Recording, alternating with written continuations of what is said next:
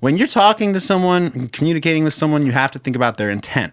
Just like you said, what was their intent as an individual?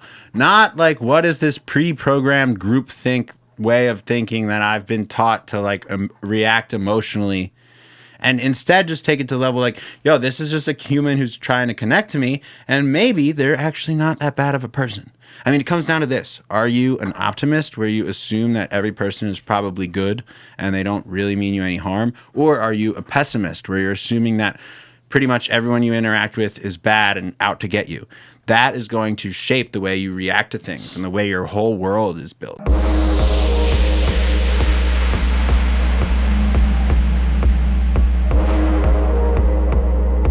What's cooking, everybody? Many years ago in the founding city of America, Philadelphia, a great man sat down and wrote some words that have rung out through history and will continue to do so for years to come. If you don't mind, I'd like to read a few of them right now. I've been getting dirty money, Jordan Belfort. Stacking penny stocks while I'm flipping these birds. Sipping on Ciroc, trip them up with my words. I just popped a Molly, and I think that this will be my third. Ladies and gentlemen, I am joined in the bunker today by none other than Dyl, who along with Wes Walker created the smash hit viral sensation of a song, Jordan Belfort, and who in addition to being a rapper, is also a longtime entrepreneur and a guy who is genuinely very curious about the world around him, and that is definitely going to come across in this conversation today. So our podcast pretty much broke up into two different sections, very naturally. But the first hour, we were talking all about the music industry, the background of the song itself, the come up of Dyl and Wes, and how that all happened, and how it didn't really jive with the creative process once they were quote unquote in the business. And then the last 2 hours, we went down the rabbit holes. We talked about conspiracies. We talked about the government, media manipulation, intent versus assumptions, aliens. A lot in there. A lot to unpack. A lot that I hope you guys are going to enjoy. And not for nothing, it was pretty cool for me to get tuned up on a podcast with the guy who wrote the song Jordan Belfort that we were bumping in college. So thanks to Dyl for doing it, and I hope you guys enjoy the episode. Now, if you have not used the link in my description along with the code TRENDIFIER at checkout to buy your 8 Sleep Pod Pro mattress or 8 Sleep Pod Pro cover, what are you doing? What are you doing? I know you. I know I'm looking at you right now. I'm not really looking at you, but pretend I'm looking at you. You are sleeping most likely on a foam mattress, which is fine, by the way. I know like maybe you don't want to invest in a full mattress. That's fine. But why are you not looking to improve your sleep? Why are you not leveraging tech in the one thing that we all do? Well, we also eat and breathe, but you get my point. Sleep. 8 Sleep is the company. It's the first tech company that has brought tech to mattresses instead of mattress companies who have tried and failed to bring mattresses to tech. And what 8 Sleep does is with their proprietary app, which hooks right up into the mattress or the cover, and again, the cover, as I explained in previous episodes, is queen or king size, and it is literally a mattress cover. It does all the same things their mattress does. I use the cover so you can keep your mattress, spend a lot less money, and get the tech. Anyway, the tech rides right into the cover or the mattress and measures your sleep optimization throughout the night so that you don't get up feeling restless and you wake up in the morning energized like you got 8 hours of sleep, and you probably may have only actually gotten 6. That's the beauty of tech, people.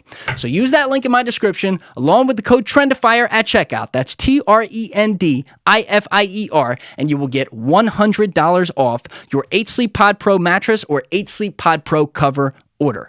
You won't regret it, guys. And if for some reason you don't like it, I haven't talked to anyone who doesn't, but if you don't, they have a full 30-day guaranteed return policy, and the 8 Sleep team is phenomenal to deal with. So check out that link. Check out that code, TRENDIFIER, checkout. Check out the products, $100 off, and I hope you get it and enjoy it. Anyway, if you're not subscribed, please subscribe. We are on Apple Podcasts, Spotify, and YouTube. And if you're on YouTube right now, hit that subscribe button, hit that bell button, and leave a like and comment on the video if you would. Please. To everyone who has been passing around their favorite episode of the podcast or the most recent episode each week, to a friend who listens to podcasts who hasn't heard this one, that has been a huge help. I've gotten DMs about that from people who found the show through a friend, so that word of mouth is the best thing we can do, and I really, really appreciate everyone who's done it. So if you haven't done that yet, Or if you want to do it again, check out this episode, check out a past one that you really like, send it to somebody who listens to podcasts and hasn't heard Trendifier with Julian Dorey, and let's see if we can grow this audience base even a little more. That said, you know what it is. I'm Julian Dorey, and this is Trendifier. Let's go! This is one of the great questions in our culture. Where is the nuance? You're giving opinions and calling them facts. You feel me? Everyone understands this, but few seem to do it. If you don't like the status quo, start asking questions. You guys are what, like freshmen in college? Yeah, man. Well, let's get into it. Yeah, let's just go right there. Let's get right into it, man. Getting dirty money here. I think we gotta take a little. We gotta do a little cheers before we get into it. But yeah, man. I mean, it's a great story, and I've told it so many times, but it never gets old. You know. Cheers, bro. Cheers, baby. Yeah. All right, so let's start it from the beginning if we're gonna get right into that. Yeah. You guys, I think you guys recorded the song a while before it blew up. Yeah, right. That's right. So you did it like maybe 2013. So the movie came out. I believe it was December 25th, 2012. I think. Or it might have been 2013. So. But anyway, it came out on December 25th. Then my birthday is on January 5th, like 10 days later. And I had seen the movie like sometime between then and my birthday. Because I remember me and Wes linked up. And we were just working on random stuff. Wes had always made beats. I was one of his best friends. You know, I would like to rap and mess around. I've always been into like vocals, and I used to want to be in Green Day. Like obviously, you know, I was like 10 years old walking down the street singing Boulevard of Broken Dreams. I thought I was cool as fuck. Wait, you have that voice too? I walk a lonely road, the only one that I have ever known. Yeah, but anyway, so me and Wes were just chilling. I had seen the Wolf of Wall Street movie, and I went over and Wes put on this one beat. And I was like, ooh, bop. You know, it's got that bop to it. And so, yeah, I mean, I was honestly thinking of kind of like one of those Rick Ross songs where it's like, I think I'm Big Meech, Larry Hoover. Yeah. Like just calling out someone who has a lot of money. And like, it just came to me like, oh shit, this Wolf of Wall Street movie was so good. It was brand new, right? It had just come out. Like I saw it like first week it came out. I've always been interested in like finance, investing and stuff. So when I saw that movie, I was always, and it's like a Scorsese movie and everything with Leonardo DiCaprio, like this killer lineup. So obviously I wanted to go see the movie. I saw it, fell in love with the movie.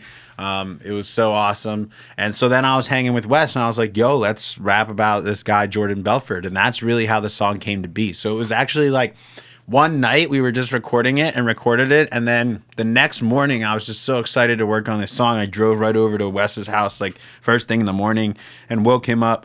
And I was just like, yo, let's keep recording this. And so that day, I still remember, like, sitting down in his living room, like, we were both, like, on our iPhones because it was, like, verse writing time. Like, probably went outside and smoked something and came back in. I was gonna say, like, yeah. Was it a bong? Was it a blunt? Like, what was the weapon of choice? Yeah, we were at Wes's parents' house back then. So we had to, like, definitely do, like, go outside. And, like, it was definitely... But I'm sure we would have been smoking, like, a blunt or something like that then. I don't know, like it was on that young bullshit. We were smoking like grab bongs, you know, like whatever. The good old days. Yeah. So anyway, we made the song, recorded it. Like I said, it was really a night and the next day. And then that was that. Like we recorded the song. I remember Wes still hadn't seen the movie yet. So I and it's so funny, actually. He recorded the song before he'd seen the movie. Yeah, he recorded the song before he'd seen the movie. And I came to him with this idea. And I remember like one of the things I said was like, yo, let's talk about Quaaludes. And Wes was just like, I don't know what the fuck a Quaalude is. Like, what the hell are you talking about? Like, we're not talking about Quaaludes. Like, come on, this is about, you know, us, our version of Jordan Belfort, not like about the movie. Yeah. But it's so funny though, because did you see that TikTok where it was like, it's this TikTok posted by Wolf of Wall Street where he's like, it's like song lyrics that should have been something else. And it's like, I just popped a Molly and I think it'd be my third. Then he pops up, he's like, Quaalude. I think it would have been my fourth, actually. Yeah. Yeah, right. Yeah, he's funny, man, though. But yeah, I mean, it's such a crazy story from like being that kid who just wrote a song in his bedroom because I was thinking of like calling out people like I was Rick Ross, and then next thing you know, I'm on Jordan Belfort's podcast in LA like 4 or 5 years later. But it was a long road, right? Like it took 4 or 5 years till I ended up like meeting Jordan Belfort and everything came full circle. So after we had originally recorded the song, we dropped it on SoundCloud.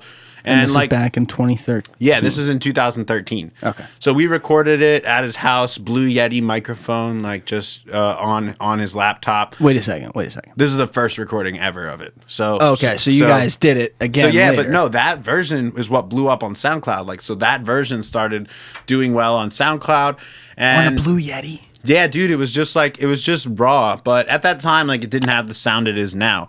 So what ended up happening is we would show people that song and people like agreed that it had a pretty good bounce, but neither of us thought anything that serious about our music. Like Wes did some DJing. He was working at a studio doing some stuff. Like we loved music, but we didn't understand like how quickly things would change. So Jordan Belfort was just one of the dope songs we had. And when Wes was working at a studio that summer, we went and recorded it with all the nice studio equipment. So I was gonna say because it sounds pristine on there. Like not, I mean, obviously we all got to come up where we come up, but like a Blue Yeti, if people are familiar with like audio equipment, that's not on the level of something that's gonna be a #1 song. Nah, I mean that's just a USB mic, right? Like that's less. Yeah. But anyway, the key is that like we put that idea out and people heard it, and then that's what ultimately led us to recording the better version. So my honest advice is like just record with what you have and start somewhere. Like I have the Rap Chat app on my phone. I'm really big on there. I have like 300,000 followers on Rap Chat. And Rap Chat's dope because you can record and share raps directly on your phone. I never heard of that. Yeah, it's a cool app. I mean, it's on the smaller side. I mean, you get apps like TikTok now that are just so viral. It's crazy. But the Rap Chat app is really dope. One of my favorite apps. I've been in that community for a long time. But really what it allows you to do is just like experiment with things, record on your phone, and share that. So, you know, I know a lot of people watching this podcast are kind of just trying to figure out like how can I make it as an independent artist? Like where do I start? I think the hardest part is getting from like I'm just a guy, a regular person, guy or girl who wants to make music, to like how do I actually start making music? And it's like start with what you have, record some stuff on your phone to start to get a feel for your voice, get a feel for performing, get a feel for, you know, singing or rapping into a mic, and then everything just goes from there. I mean, it has been a long road over the past 5-6 years just learning the ins and outs of the music industry, like because it started as just recording some stuff with my boys to then so after we recorded the song in full quality after that summer, it was about another year and a half before anything happened. So just to kind of go back on that, it took about a year to get to 1 million plays. And before 1 million plays, you're kind of wondering like, okay, this is cool. Like it's getting kind of big, but how big is it going to go? And so then after that, where was it getting the plays? On SoundCloud. Only All on SoundCloud. Yeah, there was okay. This was like before Spotify was really big. Apple Music wasn't really even around. And everything was on Spotify, or I'm sorry, on SoundCloud. So at this time, like Lil Uzi Vert was taking over SoundCloud. Like, Fetty Wap. Yeah. Trap Queen was a big one at that time. So yeah, like it was getting a lot of streams on SoundCloud, hit 1 million streams. Like we knew we had something going. Then we started talking to labels and stuff. And this was like about a year and a half after the song came out. So it took a long time to really get some steam going behind it. But once it passed like 1 million plays, and then we had like distributed it to iTunes and Spotify, and we were starting to make some money off those sites. We were actually making, in hindsight, a really good amount of money. Like we were making a lot of money. But we were new to the music industry, and what we decided to do was take a deal. So we sold the song Jordan Belfort to Atlantic Records. And so that was probably about 2 years after we had made the song. And so, that I have mixed feelings about that decision and how everything played out. But ultimately, we had a great deal with them. Like we then went on tour, did 40 to 50 shows around the country. We did a follow-up single called Haters with them. We worked on all different types of stuff, got to work in some dope studios. Learned a lot about the music industry. That was my biggest takeaway. Really just learning as much as possible, learning about touring, performing, all that stuff. And it's really led me down the road today, which is like I was in college at Tulane University in New Orleans when all this happened. I was a freshman. You were in New Orleans. Yeah, I was in New Orleans, man. So That's a hell of a combo. Yeah, I mean, it was crazy down there, man. It was awesome. Like everyone knew I made the song. I would perform at the college bar, the Boot all the time, the Palms. The Boot. That sounds like a college bar. Yeah, obviously. It just sounds like it. So man, it was dope. But yeah, that experience really opened my eyes to like, all right, maybe I can do something creative. Because, like, I always had wanted to do something creative. But I was always that kid that was realistic. Like, I wasn't telling anyone I wanted to be a football player. Because I would just be like, all right, I'm probably not going to be a football player. Like, maybe do business or something like that. And then, like, for a while, I thought I'd probably want to go, like, Wall Street or something like that. Even after Jordan Belfort blew up, I went on tour, all that stuff. I released some independent music, but it wasn't really moving as quickly as I wanted. And so at that time, I decided to go back to school at Tulane and finish my degree because I was like halfway done it already. Oh, so you had left. Yeah. Okay. So I took time off. I took a year off from school. So I took a year off from school to tour. Did like 40 to 50 shows. Yeah. No penalty. Like I had a scholarship there. Got to keep my scholarship, everything like that. Toured, did 40 to 50 shows, came back. And then I actually had this period of time where I decided like, that was it for me, and I was probably going to be done making music. So I was like just in school, finishing my finance degree, doing crypto at this time. This is when I started getting into crypto. We'll get to that. Yeah. Yeah, like so after Jordan Belfort blew up is when I started to get into crypto big time. So you were early. Oh, yeah. This is like 2016. Yeah, I was early on crypto. It's actually crazy how I got into crypto. My buddy Cuss Pack, he was literally searching on Google, like, how to get rich. And he found out, yeah, it's so funny. And he found Ethereum under $10. And he called me one day because I was the only, we're like 19 years old. So I was the only one of our friends that had any money. And he called me and he's like, yo, man, I think if you just get $1,000 into this Ethereum, we won't have to work again. And he was right, man. He was 100% right. You bought Ethereum at $10. Yeah, I bought a good amount. I mean, I wish I would have bought more, right? In hindsight, but yeah, no, I got in at $7 was my first purchase of Ethereum. And so I've been involved in it since then with my buddy Cuss Pack, who's one of my business partners. I put him on my album and stuff. He's great at rapping too. But I try to make my music is all about my life, right? So like, I think Cuss Pack, he's essential to the whole crypto rich journey, so that's why I put him on the album too. But can we actually go back, because I want to make sure we get some of this, because you were dropping 100%. A whole bunch of diamonds in there about the whole journey at the beginning with just the one song, like just highlighting this was one song that did this. But you were saying, I think we're definitely going to talk about crypto today. Oh, so no worries, man. You slow me down and ask some questions. Bookmark that. There's a lot coming out. But you were saying that first year, so maybe like 2014, something like that. Yeah. It worked its way up to 1 million streams on SoundCloud. Yeah, it slowly grew organically on SoundCloud. And I think... Yeah, how'd you do that? That's the question. Well, it just happened naturally. And it also happened with the growth of the movie, I think. Because it really was like along with the movie. Like the movie obviously was big when it came out, but it's gotten bigger and bigger and bigger over the years. Like it's become a cult classic type of film, and that takes some time to develop. Like a movie can come out and it's good, but then it's going to take another year or two before people are like, okay, this is like critically acclaimed good. And it takes another year or two for people to be like, okay, this is like actually like a classic all-time film, which I do think Jordan Belfort is, or Wolf of Wall Street. It is like a classic all-time film.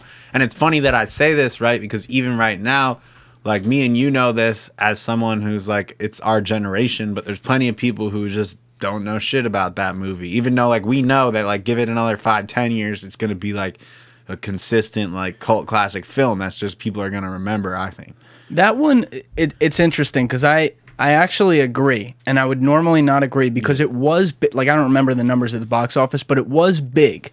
However, culturally, Yeah. You're right. I remember because you were saying it came out Christmas 2012 or 2013. It was one of the two. It was one of those, yeah. But I remember, like, a couple years later, 2012. few years later, you started seeing, like, the artwork everywhere. Oh, yeah. And then Jordan himself actually publicly branded himself, right? So Yeah. now he's got the podcast and everything, but he started focusing on actually putting his face out there, and then people were reminded of the movie. And then, like, all these things, and Leo won the Oscar. Like, all these things happen, and then Margot Robbie obviously blew the fuck up. Yeah. You know, followed that up as a great actress as well. Yeah. And so it became, you're right, it kind of, like, whatever the box office numbers were, put that aside, it 10x'd in culture. Oh, yeah. No doubt. 100%. I mean, also, like, with Jordan, he continues to get bigger, too. If you would have seen the content he was putting out back then, or even just, like, a couple of years ago, I mean, I have to give a testament to the guy. Like, Jordan Belfort himself, his content has improved so much. And then even this year, he's been going super viral on TikTok, which has really, along with the song, like, the Jordan Belfort song has also been going increasingly viral on TikTok just this year. And so we've seen that song even have, like, a resurgence this year, which is really exciting. So, I mean, it's a good song, man. People keep playing it. People keep finding it. Like, if you look at every TikTok that blows up with that song, there's always someone who's like, I can't believe I just heard this for the first time today. It's a beautiful thing because and that's the way the song blew up, as you just pointed out. It was such a natural passing because it was mixing culture with music perfectly. But I really, like, sometimes I think about how weird shit happens in life where stuff kind of lines up. Yeah. You believe in that? Oh, I think that's the only way it can happen. Dude, it's weird to me because I didn't know. So 2 steps to this. I didn't know Ashton, which is how I know you now. Yeah. I did not know him, but someone had passed me his whole discography a year and a half ago, and I listened to every song he ever made, and I'm like, this guy's amazing. So then pandemic happens, right? Mm-hmm. Forget about it. Somebody hits me up, and they're like, yo, would you want to talk to this Ashton Larrow guy? I'm like, are you fucking kidding? Yes, bring him in. And then he and I hit it off. We had a great podcast. He stayed here for a while after, and we started going back and forth. But when he was here, he mentioned you. And I didn't reach out to you yet or anything, but he mentioned you, and in my head I was like, come on. Because your song, when it blew up in 2015, like, it was like late spring 2015 is when it really went from, like, there to fucking to the moon. And then throughout the rest of the year, we rented a house after the school year down in Myrtle Beach, me and my best friends. Yeah. And then there were a few girls we had renting the house with us. And there was one girl in that house who had found your song, like, I don't know, 2 days before we went down there. Nice. And so it was a banger of a song. We were all like, yo, this song's fucking great. But I shit you not. Like, how many streams do you have on Spotify? On Spotify, I think it's at like 130, 140 million. Okay, that's obviously a very large number. Yeah. But I guarantee you, in this week of 2015, that girl had 10,000 of them. Yeah, man. Bro. I mean, it's one of those songs people, like, loop. Bro, I hear that all the time. It got to a point where she would take over the speakers, and she had it timed to, like, when the final bass line would happen so that she could go right back, like a loop. And, like, you wouldn't, but we noticed. Like, you wouldn't notice it played. So finally, on the 5th day, my one friend, Mike Spear, has been on this podcast. Yeah. He was like, Lindsay, either you go or the song goes. But if you go, the song's going with you. So I don't know what you want to do. Yeah, that's so funny. We were like PTSD from it because we heard it so many fucking times. Yeah. And then I literally had not heard the song. And I think I heard it on TikTok. It's funny you mentioned that. Yeah. I heard it on TikTok like January or February. And I'm like, oh, this is such a fucking banger. Like, it wasn't ruined. It's great. Yeah. And then they even put it on the Big Booty mix, like the latest one. And I was like, holy shit. I saw that. Now I got to reach out to him. I got to do this. Yeah, I saw that it was on the Big Booty mix. I don't really know too much about the Big Booty mix, but I saw that Wes had posted it and it was on there. That's pretty sick. You don't know about the Big Booty mix? I don't know. I know about some big booty.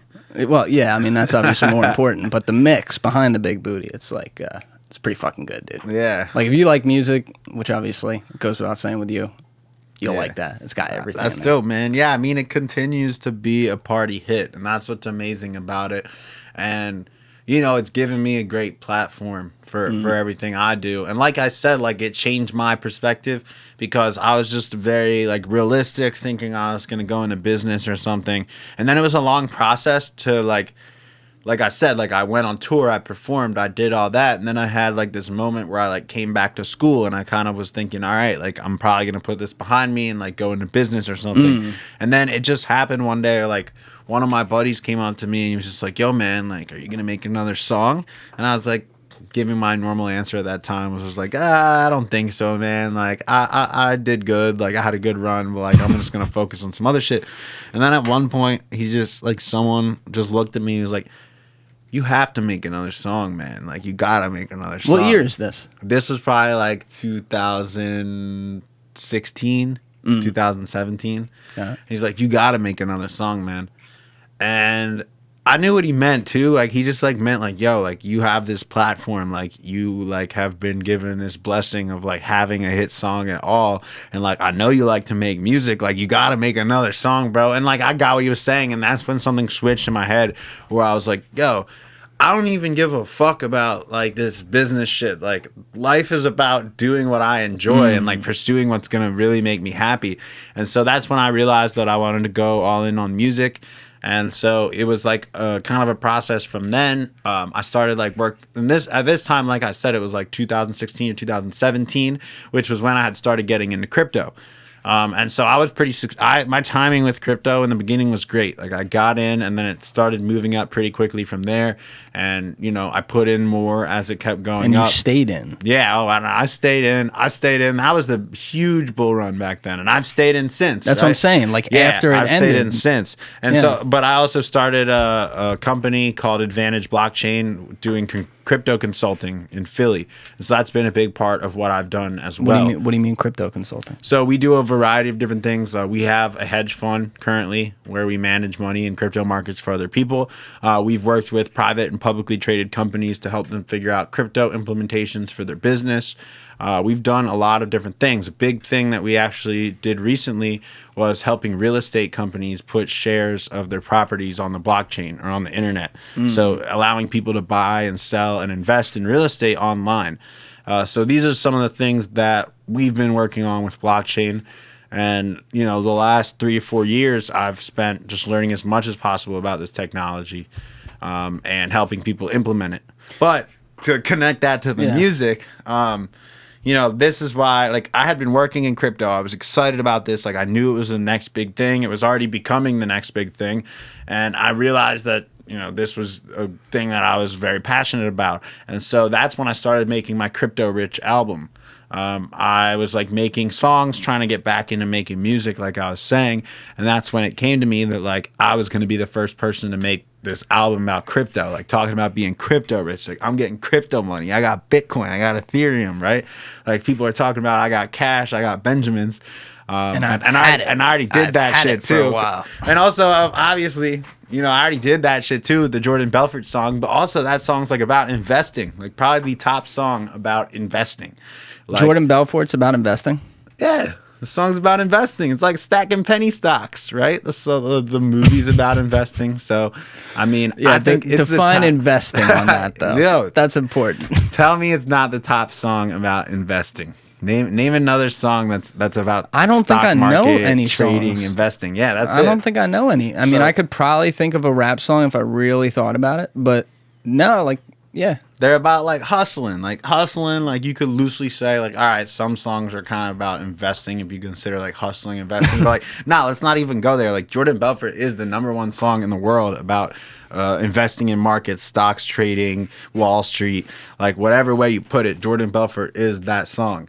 And so that's why I figured like I'm going to be the first rapper to have a crypto album.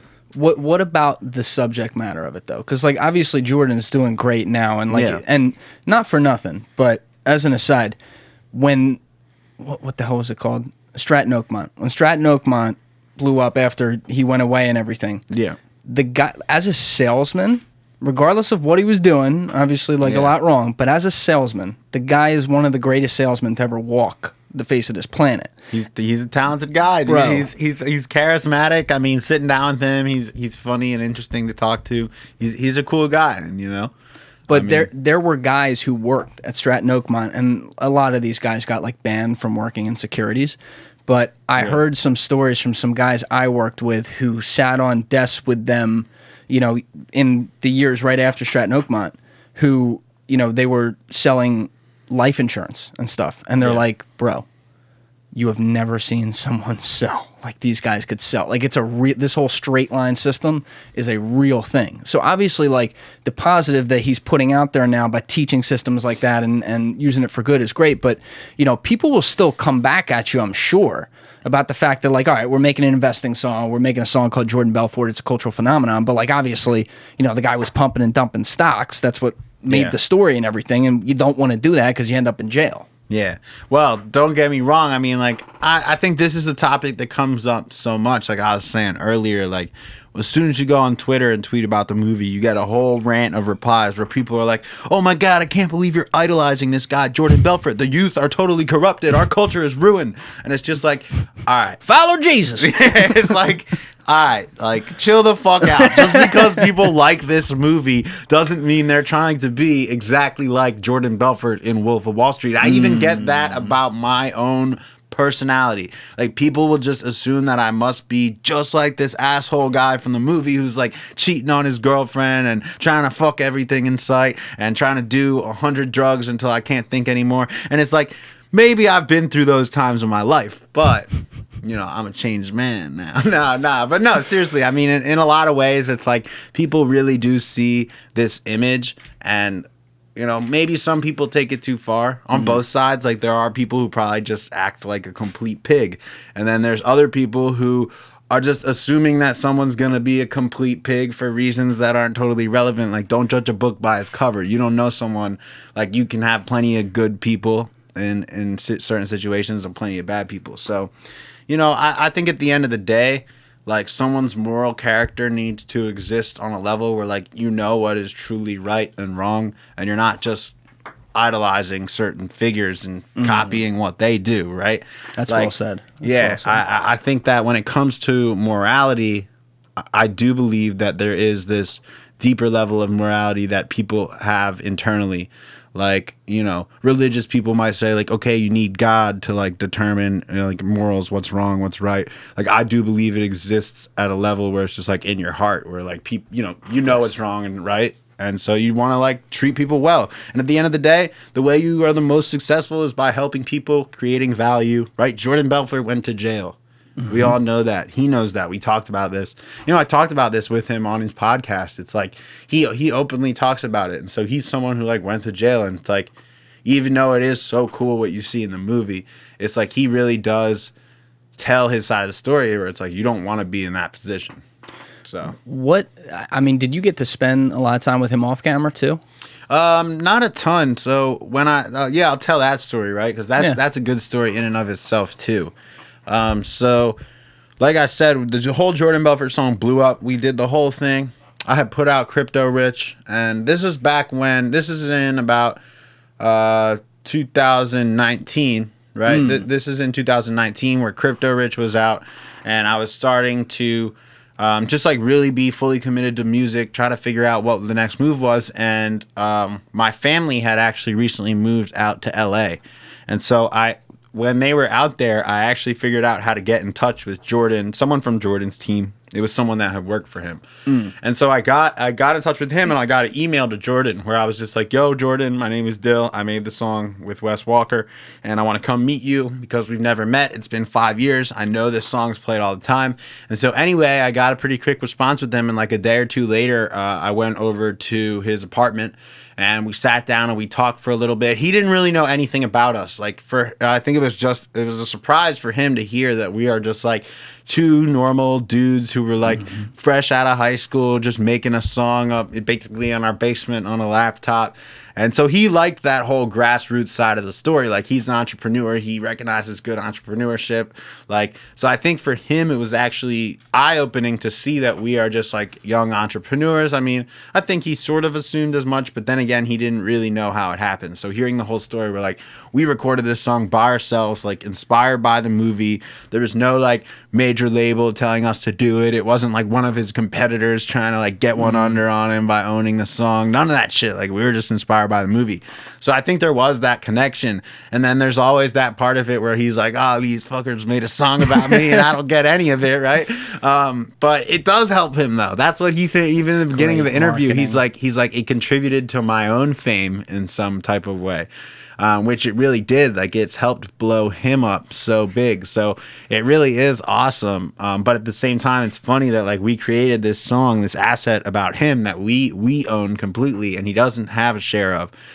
But it's awesome because like lately we've been talking to him. Like I said, he's been blowing up lately. The song is getting big on TikTok again, and so what we're doing is we're trying to plan a remix for Jordan Belfort with like another big artist and do like some sick music video and stuff with Jordan in it. So can't say too much more on that, but it's gonna be sick if it comes out. You heard it here first. Yeah, that's pretty sick. It's such an interesting concept though, because you know you're 18 years old.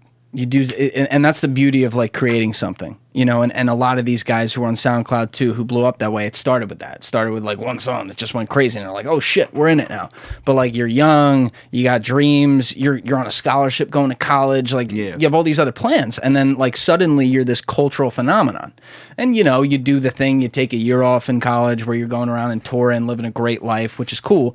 But at the same time, it's like, you're not 25. You know, you haven't been out there yet. You got to like figure shit out and everything. And like, I just kind of wonder when that happens, if there's like all these other pressures that come in where it's almost like you now set a bar for yourself and you're like, oh fuck, am I ever going to match that bar again? Like, does that creep in for you at all? Yeah, that's an interesting question. I feel like there's sort of two parts to that question. One is all of the pressure. Like from, so yeah, when you're, it's a huge difference being like 20 or 21 versus being like 25, 26, which I'm 26 now. And the difference in my mindset from then to now is crazy. Like when I was still in college, you know, mainly I had my parents who are, you know, I'm very lucky. I have great parents who sent me to college. Like they're on my ass telling me to go finish college and shit. Like, you know, you're halfway through your degree. You got to go finish this degree. Like whatever, you know, music's not a real career. Like the whole thing, the whole nine, like, you know, that's how it goes. And then you've got like other peers who like they like your music and they support you, but I think that when you get to like the deeper levels of it, like a lot of your peers also think like your parents that like music isn't going to be a real career. And that's like getting into the, like the nitty gritty, but it's like when you're in this position, like, and you have like friends, like, you know, it gets deep. Like it's not always just like this, like, oh, all my friends support me and I'm going up to the top. Like I wish it was like that, but no, it's not like that. Like, and I had great support. Don't get me wrong. Like I had a great group of friends at college who would like support me. They'd show up to my shows and stuff. But at the same time, there's always like this level of like, I already have a hit song, so it's like some of the people that are your close friends and you think would be like doing everything to support you, they just start to think like, oh, he's good. I don't need to comment on anything. I don't even need to hit him up anymore. So it gets to that level where it's kind of like you do have friends who love you and support you, but they're just busy with their own lives and they're not really commenting on your shit. So like you get to this point where you have to really figure out what you want in life. And so it's like you said, like being 20, 21, I'm not financially independent yet. I'm still figuring out what I do and don't want. So it's a lot harder to make those decisions versus now where I'm 26. It's like, okay, I've decided that I really want to do music. I've had some years in the real world to like make some money, figure my shit out, where it's like, all right, like I can make enough money doing this to like get by, live a good life and shit.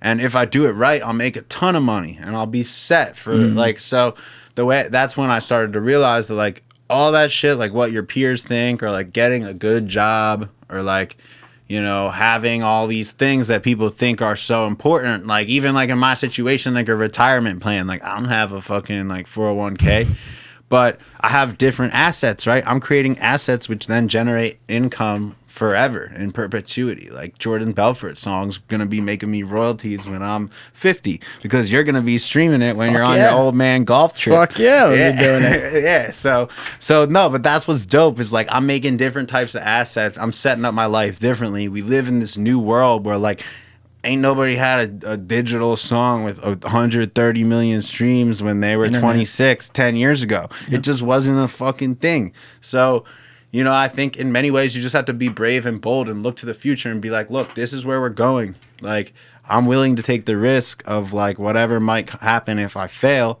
But the truth of the matter is you're not going to fail. Like, if you're a good person and you are hardworking and you're not an idiot, right? Like, that's the sad part is that, like, there is, on some level, it's like, yo, you can't be an idiot or you're going to fail. And so that's tough because it's like, well, what do you do if you're an idiot? I don't know, man.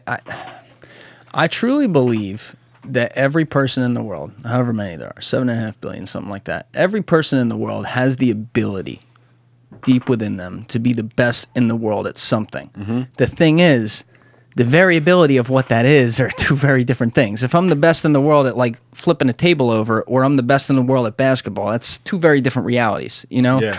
But you talk about like being an idiot.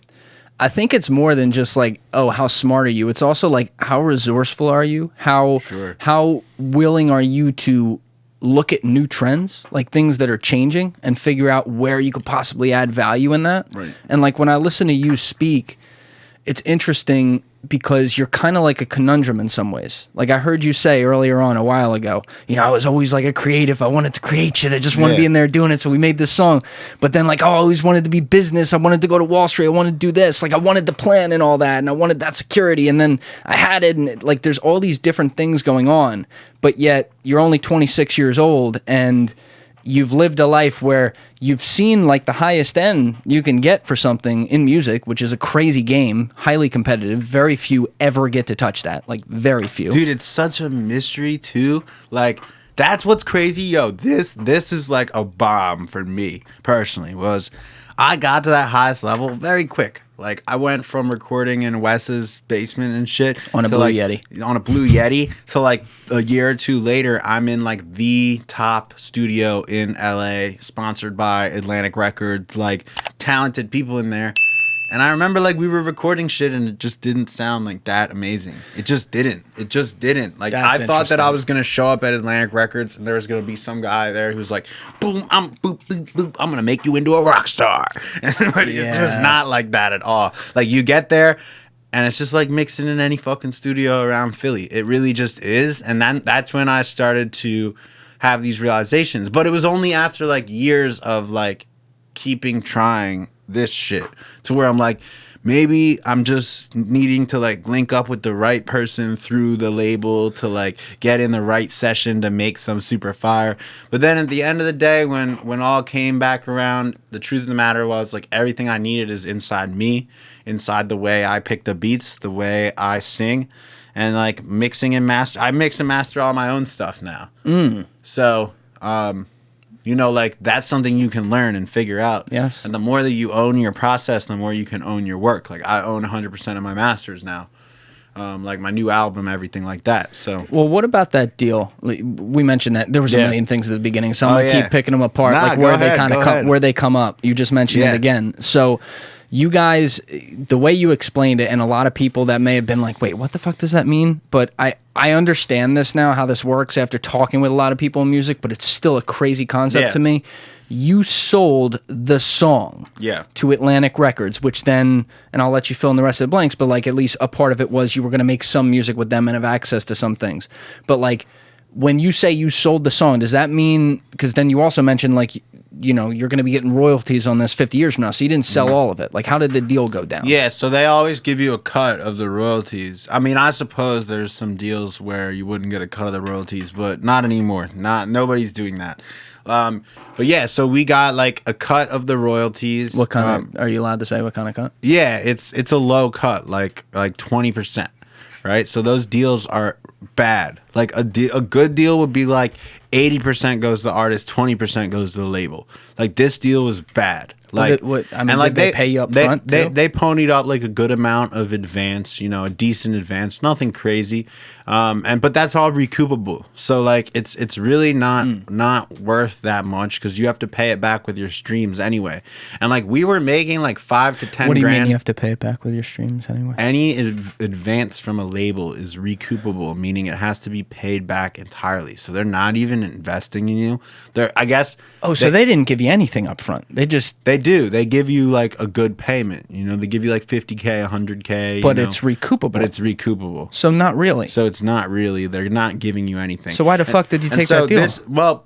You also have to understand this was a time when the music industry was going through some major changes. So nobody really knew if you could like make all this money being like an independent artist just because your songs were blowing up online. So it was like a different time in the industry where like there wasn't what we have now, which is like tons of artists making millions independently off their music. Like it just didn't exist.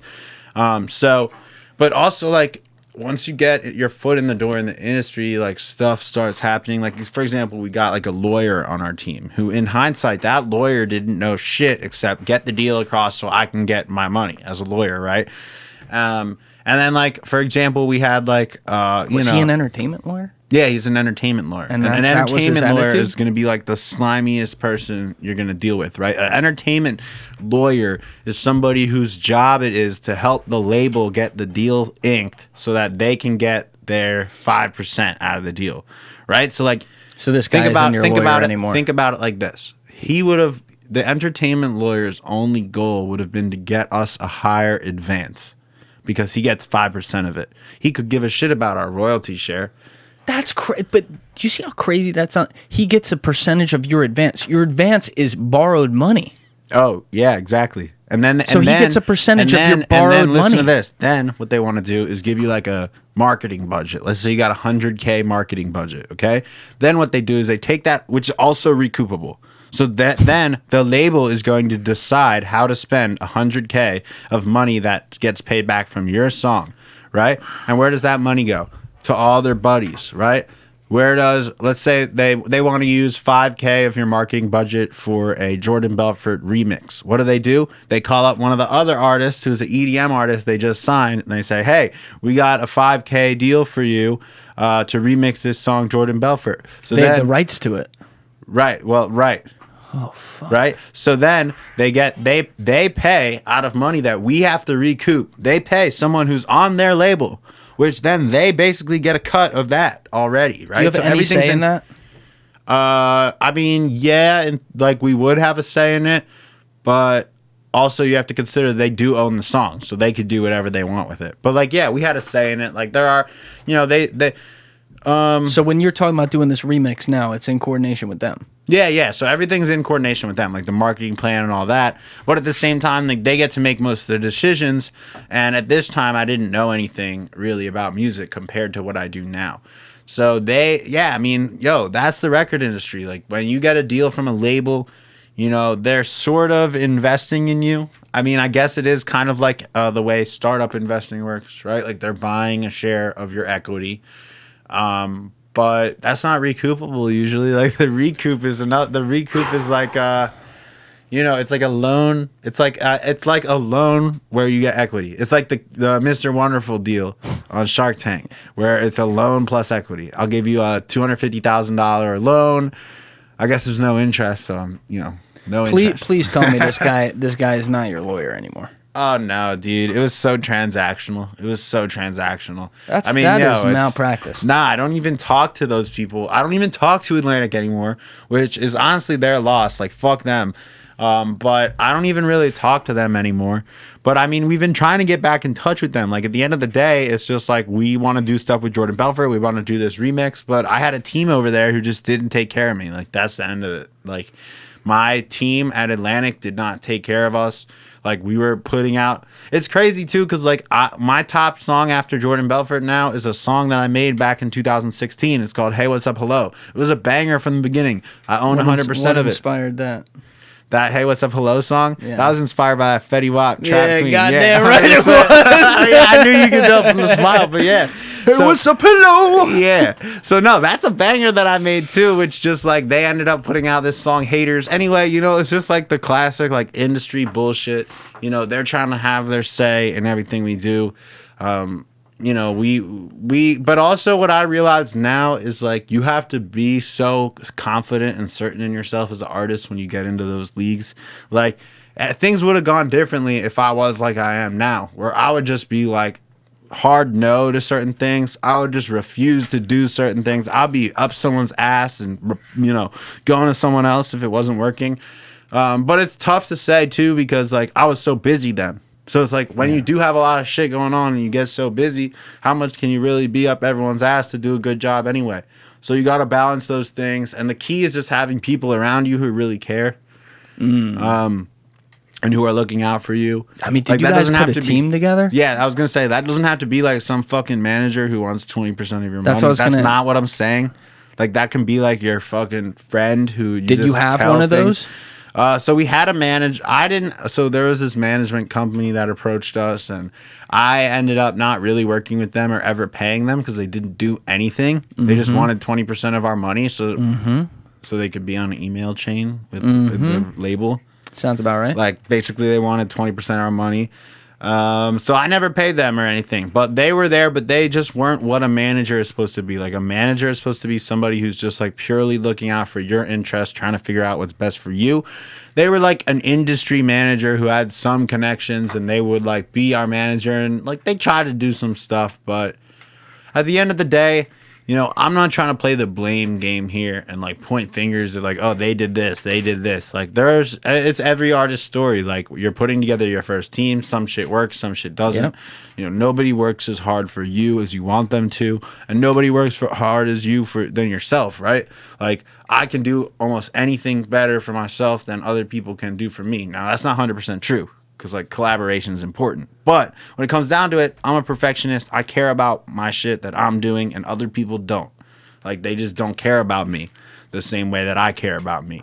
And so that's what you have to realize as an artist. And so it's like, you know, it's kind of like a meme where it's like you get that artist who's like screaming at everyone like, I need this, I need this, like blah, blah, blah, like being an asshole. And it's like, if I could go back, like I probably would be a little bit more like that. Or just be like, no, we're not putting out this fucking haters song because we have a bunch of other songs. And unless you look at these 3 songs, I'm not dropping this other fucking song. I don't care about the little advance that comes with that.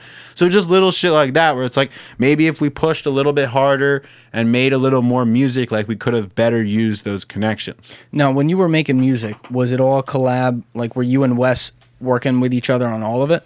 Or were you also doing your own separate stuff as well? Yeah, a little bit of both. Like we were doing our own separate stuff. Like I was releasing some independent singles, but we were collabing on the Atlantic deal for sure. Like everything. That's what I wanted to know. So I'm curious, like how this works, because I'm always the music industry. I mostly hear horror stories, and I would never claim to know how everything works in there because like I've never worked in it. I've never been an artist in it or anything, but I probably know more than the average person just because like some of the people I've bumped around with over the years who actually are in the middle of it.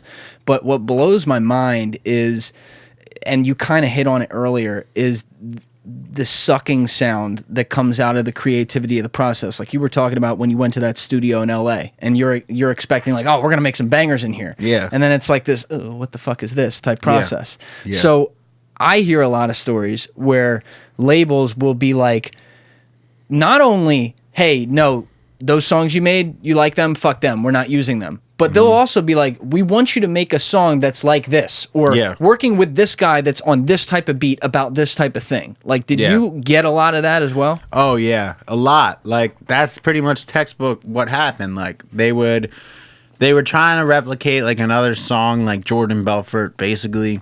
Yeah, good luck with that. And you know what else? They, like, linked us up with this guy who was a composer who wrote stuff in like the 80s, like, and he had like a cool mansion in LA, and like we got to go to his cool mansion in LA, and like he had like some little Asian kid in the back like producing some shit in like the outhouse like studio and shit, like, you know, that guy hates his life. It was cool, like, you know, he brought, it was like, yo, it was hilarious, dude. Like, you know, he brought us into like some like he kind of had like his pool house, like a full studio, which was sick.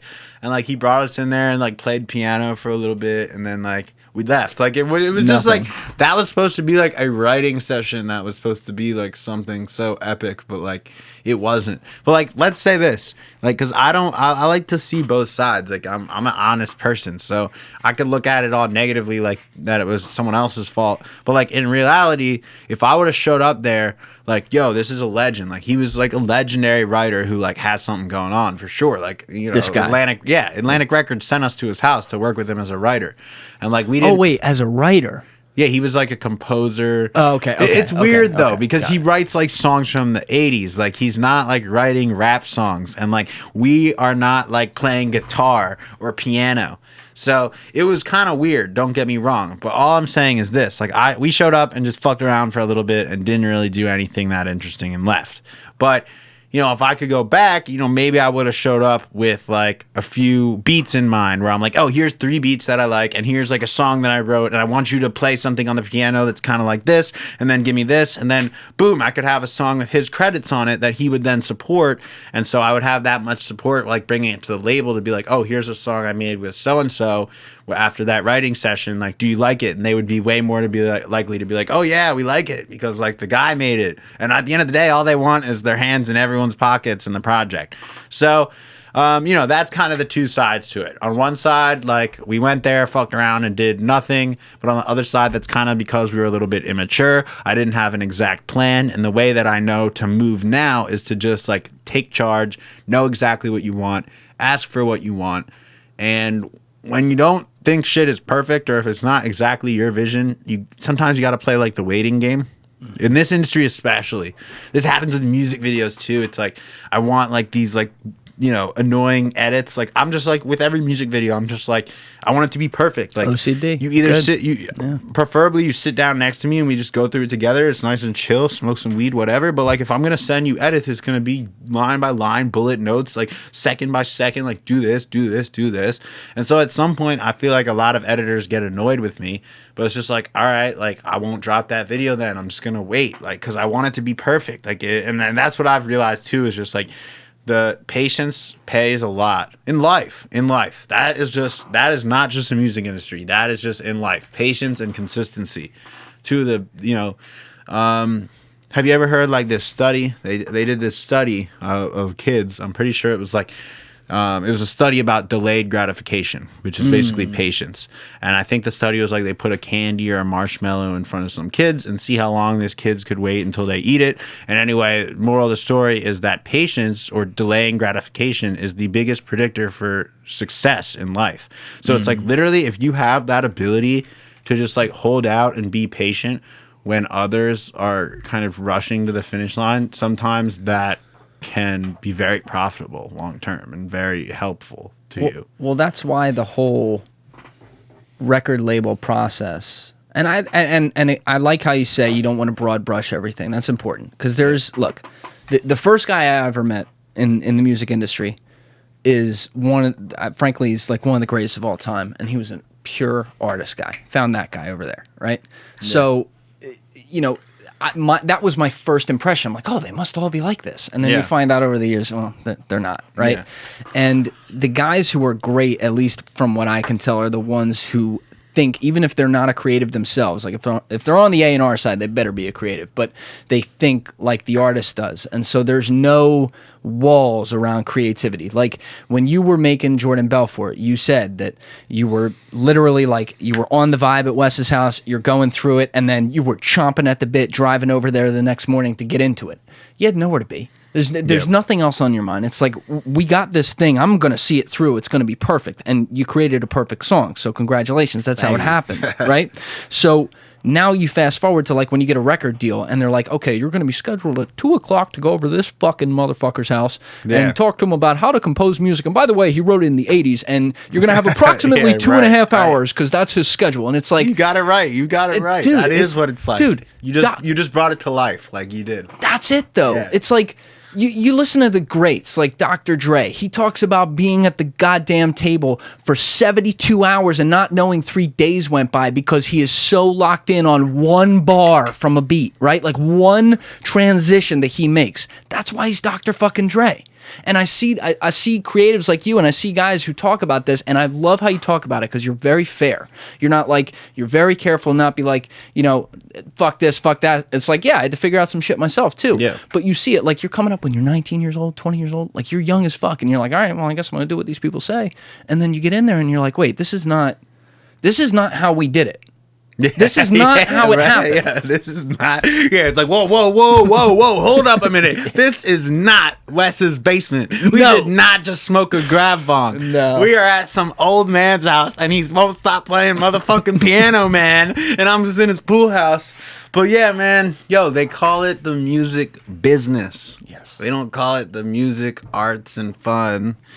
Like, you know, it is a business at the end of the day. The reason they call it music business is because it is a business. And to be successful in business, you need that level of perfectionism. Like, you know, being shitty doesn't fly in business. Like, you have to be the best. You have to pretty much be a perfectionist, or someone involved in the process has to be the right type of perfectionist. I think everybody has potential and the ability to become something great, but at the same time, I know that not everybody has the level of perfection required to deliver product, like in anything. And I do mean that as a blanket statement. Like, not everybody at this current time is at a point in their life where they can be a perfectionist enough to deliver some kind of product. Like, in music, you see that all the time. Like, it's the reason why most artists don't put anything out.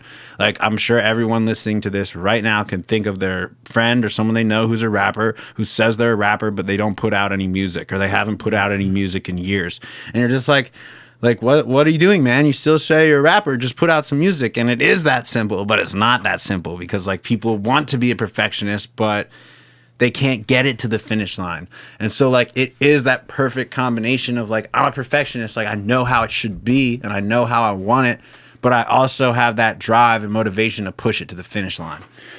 Okay. Now I'm with you. Okay. I actually didn't see you landing on that, so I'm glad you did. Because what I was going to come in with to clarify, to see if you were on the same page, is like, I agree with you that not everyone's like that, and not everyone can do that. And not everyone's thinking about that one note right there. Like, they just don't have that in them. But when you talk about people who, you know, they say they're a rapper, they say they're a singer, but they don't release stuff, a lot of the time, I think a part of it is not just like they almost hide behind that, oh, I'm a perfectionist. It's like, no, they're just so afraid to put themselves out there. Mm-hmm. And or it can be a combination, or it can be separate. They don't want it that bad. You know what? What you just said is the unfortunate truth for a lot of people, because they think they want it, but they don't want it that bad because they don't really even know what it means to work that hard. Like, and I've worked very hard to get where I am. Like, just working all day in the studio, like, just like you said, losing track of time, working on shit, just being so frustrated, like thinking I was going to have to quit, thinking I was going to have to like start working DoorDash or some shit because crypto's in the fucking dumps. I'm not making enough money off my streaming. And next thing you know, I'm looking at DoorDash, but a couple weeks later, it's like I get a new fucking publishing deal and I get a new check-in from my royalties, and then crypto goes up all at once. So like, life is a fucking roller coaster, man. Life is a roller coaster. There's ups and downs, and you know, sometimes it's just about like keeping a straight face through the whole thing and just finding what that one thing that you love to do is, and just sticking with that. And that's what I realized. Like, you know, there's going to be ups and downs. I could worry about like financial security and getting like a good job and a 401k and all that shit, or I can just realize that like, there is something deeper about this universe. There is such thing as like a purpose. And when you are truly on your purpose and like doing something that you're passionate about, I genuinely think you will always find a way. And that's like on a deeper level, like the universe makes a way for you. Like, I do believe that shit. And that's like some spiritual stuff, but I do believe that like when you are pursuing your passion, the universe will make a way for you. And if you have what it takes and you're working hard, like, you won't actually end up being completely broke, which is like the worry. Like, at the end of the day, Like, people are worried about a lot of things, but when you get down to the nitty gritty of it, it's like a lot of things are like a business. And like this music shit, it's like maybe my album will be good, maybe some people will like it, some people won't like it, but at the end of the day, I need to make money to continue being an artist. And that's sad. Artists don't like that. Like, I'm a very much a business, music business. Like I said, like I'm a business artist, but a lot of people who are pure artists, they don't like a lot of what I'm saying. I get that kind of feedback all the time. Like, what I'm saying sometimes is like very confrontational almost to artists. Yeah. It's like, I'm not trying to be confrontational. I'm just speaking my truth. Like, I'm just speaking my truth. But You know both worlds. Yeah, I feel like I do know both worlds. But a lot of people are just like, well, fuck the business world. I just want to be an artist and do purely what I want. And that's where you get, it actually comes back to kind of what you were saying, which is like, some people don't want it bad enough. Like, some people don't want the business success bad enough. They just want their art to be the way they want their art to be. And that's something that I see a lot more of. Like, now, I would say, as I've grown more into this artist role, I've become way more like, okay, like, I'm just gonna make shit the way I want it, and if it works out, great. But there's so many levels to this, right? A lot of people do fall on that level where they're like, I'm not doing I won't even post on Instagram to try to be businessy. And that's like, you're never getting anywhere, buddy. I'm sorry. Like, we live in this social media age. Like, you want to be a music artist, you're going to have to learn how to do Instagram. You're going to have to learn the TikToks. You got to put yourself out there. You're going to have to do all that, buddy, or else you don't want it bad enough. And I know you're an artist and you just want to rap and you love rapping and you think that a manager is going to come along and then the manager is going to see how good you are and all of a sudden they're going to manage all the Instagram and TikToks for you. Like, no, it's not how it works. I'm sorry. Like, most people will never get to my level of musical success. Like, if you're listening right now and you're trying to be an artist, it's very unlikely that you'll get a platinum hit. I hope you do. I swear to God, I hope you do.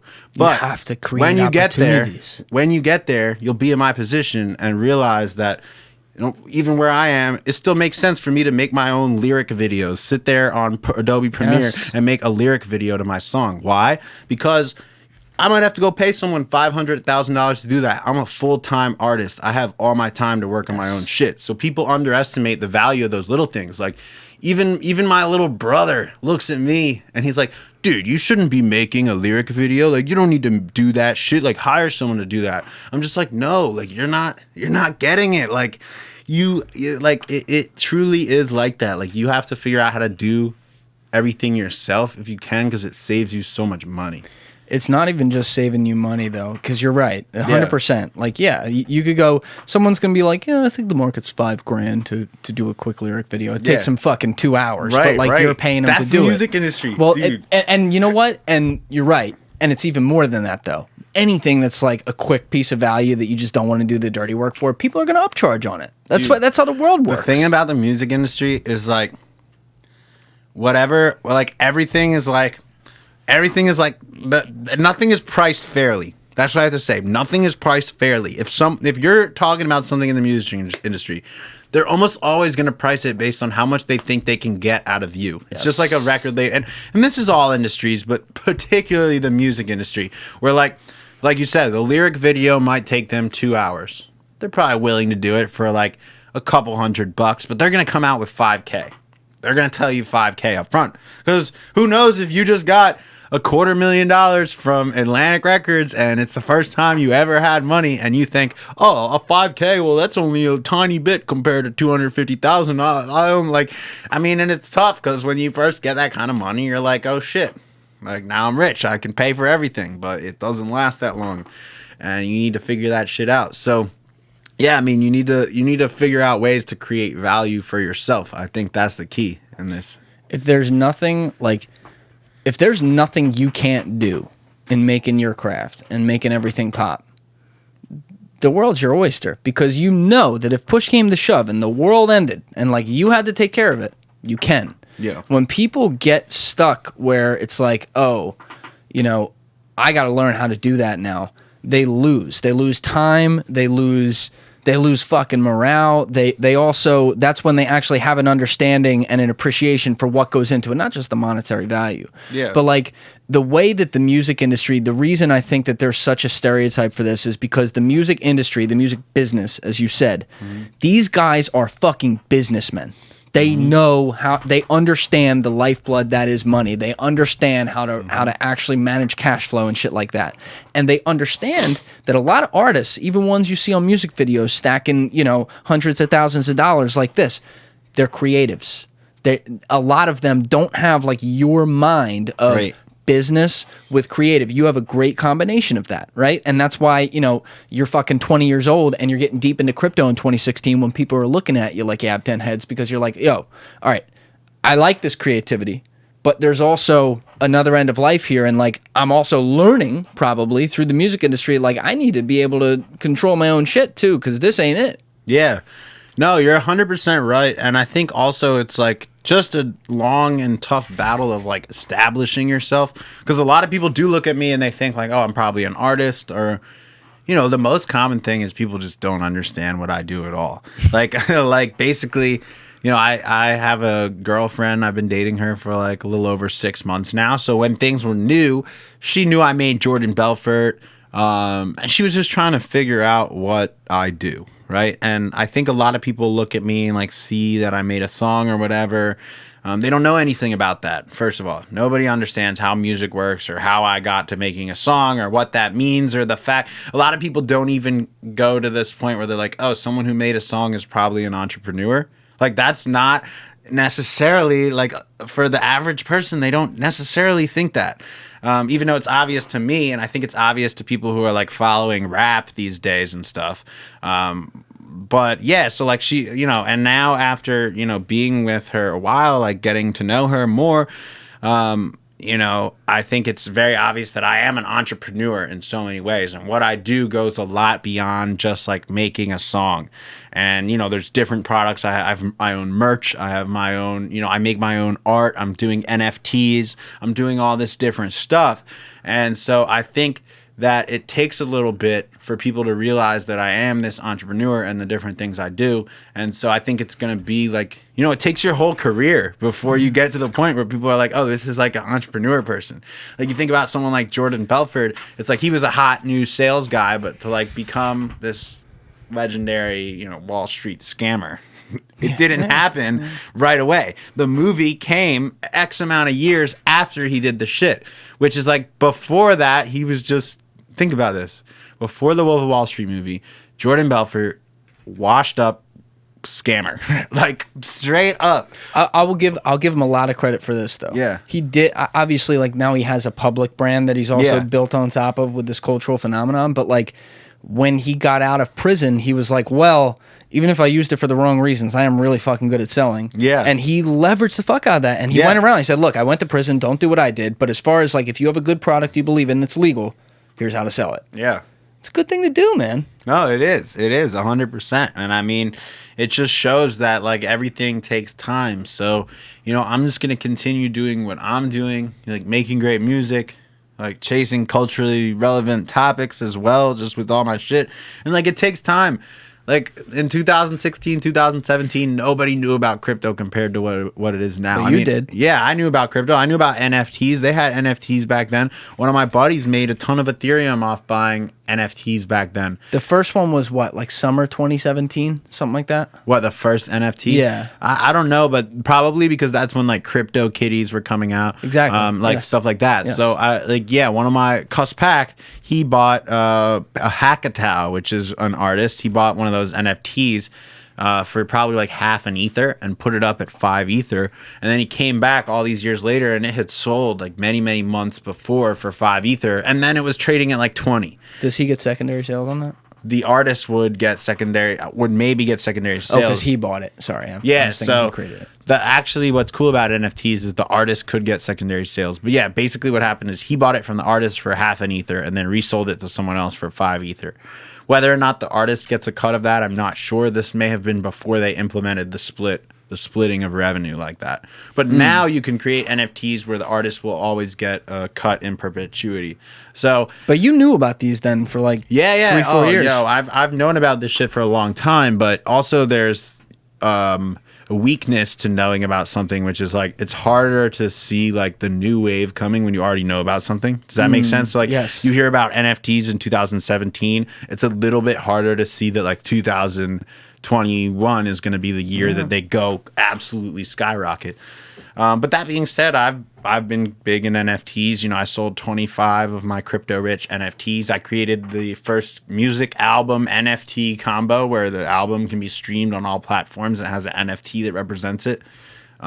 Wait, when was that? So I released my NFT in like probably March or April. So this year. This year, yeah. And the way it works is basically if you have an NFT, you're like a Dyl VIP. I have a whole VIP program that I built around it, but it's also a collectible artwork that people can resell at any time. And so if my album gets really, really big, I hope that the NFT will sort of represent the popularity of the album. And if the album gets huge, maybe my NFT will be worth something one day.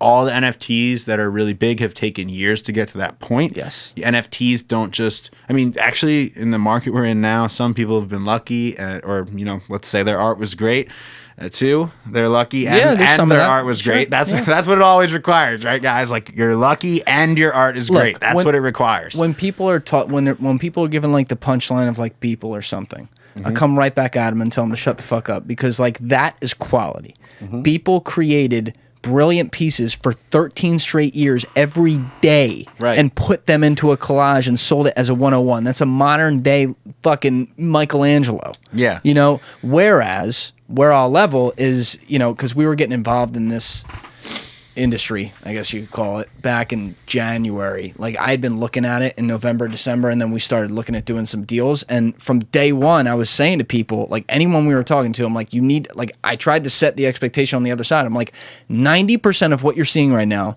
is dog shit, worth nothing. Because you have people just putting out a scribble and saying, oh, buy my NFT, getting in on the craze, right? So you have to separate that from what's an actual asset that's being created, whether it's like just, oh, it's a brilliant artist creating a brilliant piece like Beeple, or oh, it's someone who's got a lot of clout who's also creating a decent piece that has a lot of value going around it that somehow is going to be tradable in the future. Yep. Those are the ones that rise to the top. Yeah, that's right. I definitely fall into the second category there. And you know what? The NFTs have been cool. They've been hard to sell, I would say. I mean, I did pretty well with them. You do it on OpenSea? But yeah, I did it on OpenSea and Rarible. I have them on both, on OpenSea and Rarible. Do you mint your own stuff? Yeah, I did. Awesome. Yeah, so I did that. And, you know, I've got some holders. I just figure like it's a long-term thing. But at the end of the day, I think NFTs are hard to sell. It takes a lot of work. And for someone like me, I like the NFTs, but I also just need to focus on like new music, videos, and stuff like that. But I'm very active in NFT communities. I'm big on Clubhouse for NFTs. I help run NFTs Tips, which is like the biggest Clubhouse room on NFTs. I'm a mod in there. So I've been very involved with this whole rise and resurgence of NFTs. Just trying to stay involved in the crypto space. I think this recent NFT run was really great for me because this time it opened up an audience of like thousands and thousands of people who really understood my music. I would say that connecting with the NFT communities in this past year has been the first time that like I've ever found an audience where everybody immediately understands my album. Because like if you just show Crypto Rich album to the average listener, maybe now they actually will have a little perspective. But let's say a year ago, before like crypto really was blowing up, like people didn't even care about crypto anymore. They were like, oh, Bitcoin, isn't that something that like crashed? And so, but even now people don't get crypto. So like they might sort of see like crypto rich, but it doesn't really mean anything to them. But with the NFT communities, they immediately look at this and go like, oh, crypto rich, like it's about crypto. It's crypto art. Like it's so related to NFTs. Like they immediately see the vision. So I really like that, just having that audience who could understand what I'm doing in a different way. You're hitting on, and we talked about this on the phone last week when I was talking to you for the first time, but like your original song, we touched this today, it hit on culture, right? It hit on a center of culture. Yeah. And now you're making music that's hitting on another center of culture that's like kind of like, it's controversial in the sense that controversial is a bad word to use for it, but in the sense that like people either are like all about it or they're like, oh yeah, that shit, right? But either way, it's got attention, and like anything else, it's on the path of adoption. So I think like when you're combining those passions, obviously like it could be pretty special because it's special to you. Like it's honest. It's coming from where you come from. My question is like where you're at with it though. Yeah. Because when people are talking about, when they throw around the word crypto or cryptocurrency, I remember back in 2017, that's when I first was investing in it. I was really looking at it, started looking at it like February, March 2017, and I didn't invest until towards the end of the year, but I was really looking at blockchain and like what it was. And so obviously you had Bitcoin, which was like the godfather of all of it because it was the truly decentralized, created without, you know, pseudonymous creator, all that stuff. But, you know, I'm like, okay, is this possible? Like, can the world go in this direction? And then as the market went way the fuck up for everything, you saw all these fucking companies like run to it. You know, out of nowhere. And my favorite story is there was a company called Long Island Iced Tea. Long blockchain, baby. Okay, so you know this story. So I know every fucking all right, story, you know your shit, man. No one's ever known that. Really nice. I got you, bro. Dude, every fucking piece of crypto history. Tell from people Twitter. what that was. Tell people that story. Like what they did. That was just a publicly traded stock. Long Island Iced Tea. It was a penny stock, I guess. But they just changed their name to Long Blockchain and then had some huge returns. Maybe you know how much it went up. I don't know. Oh, yeah. And then it went through, I haven't looked at it recently. It went through the floor because they changed it. They went way up. Exactly. Yeah, right. And then the bottom came like 2 months later and everyone's like, wait, what the fuck is this company? Because didn't they get SEC action for doing that? Dude, they got totally fucked. They were making Long Island iced tea like in a can and they weren't even selling it. Like they were honestly, this is a stock that Jordan Belfort back in the day in his less holy days would have looked at and said, we're taking that one to the moon. Oh, yeah? Right? So then they changed their name to Long Island Blockchain. And I remember looking at that going, that's not good. That's a top signal. And it was. But the thing I really liked about it is it gave me an opportunity to step back and be like, okay, I thought I understood things. I don't. Right? Like there's a lot of shit here. But I like this space. I like this trend. I see all the pieces of society, like how culturally it ties in. Yeah. And so then I started to study it. And then I actually was like, wow, I invested like an idiot. I was fucking investing in Tron. What the fuck did I know? You know? So I look at it and now, like, just full disclosure, I'm mainly a Bitcoin guy. That is my bread and butter. And then the only other one that I'm in a little bit, it's about 80-20, maybe 85-15, is Ethereum, which I don't need to get into why right now. We can talk about that later. Yeah. But like I look at everything else very skeptically, and I also would not hesitate to call myself uneducated on a lot of other things because I've seen that movie before. I've seen where humans come out with this new company that's called a crypto company and they create this new coin that's going to do this thing and it has no supply cap on it. I'm like, what the fuck? So my thought is like, unless it shows me a clear value proposition that's not XRP and trying to work with all the fucking people they're trying to end with this shit. Sorry. But unless it's something like that, I'm like, nah, I'm not really about it. So my question for you is, what are you in? Like, where did you get started with it? Were you a Bitcoin guy? You mentioned Ethereum earlier with like that's hilarious, by the way, that story. Like how to get rich. Hilarious. Yeah. But like Bitcoin, Ethereum, was there anything else? And then like, what else do you think about the space and where do you see it going? Yeah, well, even driving over here, the Uber driver was talking to me and he knew Jordan Belfort's song. And so we started talking about Crypto Rich and he started asking me about crypto and he was saying like, I'm all in on Cardano, man. And that's cool. Like there's a lot of good coins out there. Sell Cardano right now. Everyone stop the podcast. Sell Cardano right now. Continue. Yeah. So, you know, I tell people, first of all, I think you're spot on. You know, Bitcoin and Ethereum is where most of your money should be. My introduction to crypto, my first investment in crypto was with Ethereum, but that wasn't my first time using crypto. I used crypto back in the day when they had Silk Road. When I was in high school, I took some of my summer job money and bought some Bitcoin to order stuff off Silk Road. And I remember at that time thinking like, yo, this Bitcoin stuff is cool. Like if I had any money, I would probably buy some to invest. But like I'm in high school, you know, any money I have, I'm trying to spend on Chipotle and McDonald's and weed and booze, like whatever. Where'd you get Bitcoin back then? You had to buy it on Mt. Gox, yeah. So bought it on there. And it's funny because I even got like the class action, liquidation, or lawsuit email in the past. Oh, that was probably like 3 or 4 years ago now. But Yeah, that's where I originally bought Bitcoin. And, Do you have Bitcoin stolen off there? No, I didn't get Bitcoin stolen in their major hack, but I did get Bitcoin stolen when I deposited some into this site called Alphabay, which then which was just another version of Silk Road after Silk Road got shut down, which this was in college, which then did an exit scam the night that I put money in just by chance. Like I hadn't touched crypto for years, and then I was going to do this one thing, and that night it exit scammed and they took our money. Did you get all your weed on Silk Road? No, I never got weed on there. Mushrooms? But other stuff, just experimenting, back in the day. But do you follow that case at all? The Ross case? I don't follow it a ton, but I know, free Ross. Yeah. It's fucked up, man. Yeah, dude, it is fucked up. I mean, but, what do you expect if you're going to run like a giant dark web drug ring? But I mean, yeah, I know a ton about the whole story, like everything where they like basically got him conspiring and murder, and like it's all. They this never shit, charged him for that. Yeah, it's like, when you're fucking with the law, they are just as dirty as the bad guys. Look, if you don't know that by now, the police and government and all of them, they'll do just as bad shit as the criminals. So I think about that a lot. One of my buddies who I had on the podcast, my guy Jim Diorio, is like legit. Yeah. He was West Point, roommates with Mike Pompeo, was over in Somalia with the Army Rangers, came back 11 years undercover, FBI, 15 is like the international interrogator. He was the one going on Captain Phillips' ship and saying, get the fuck off to the pirates.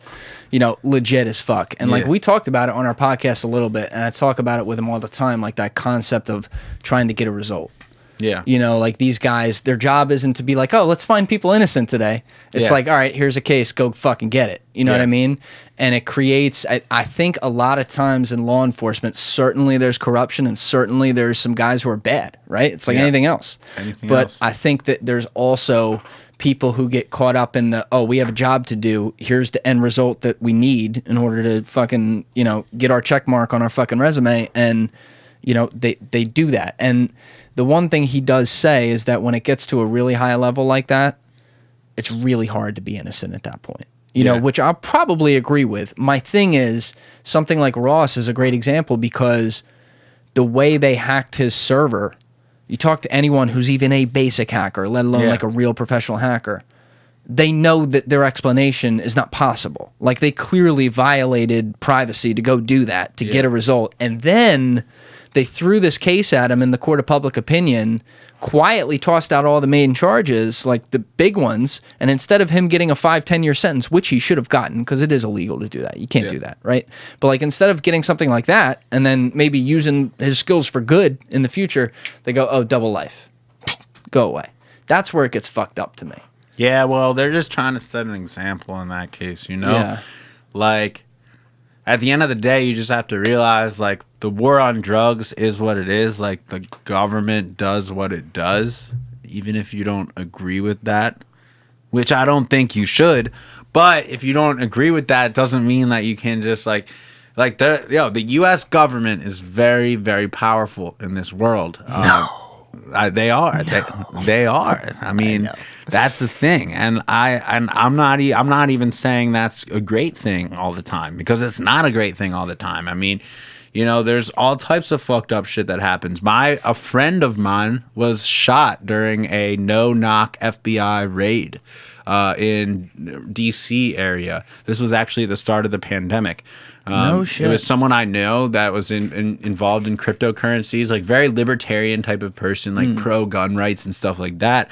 And basically the FBI had gotten a tip that he had a lot of guns at his house, et cetera, et cetera.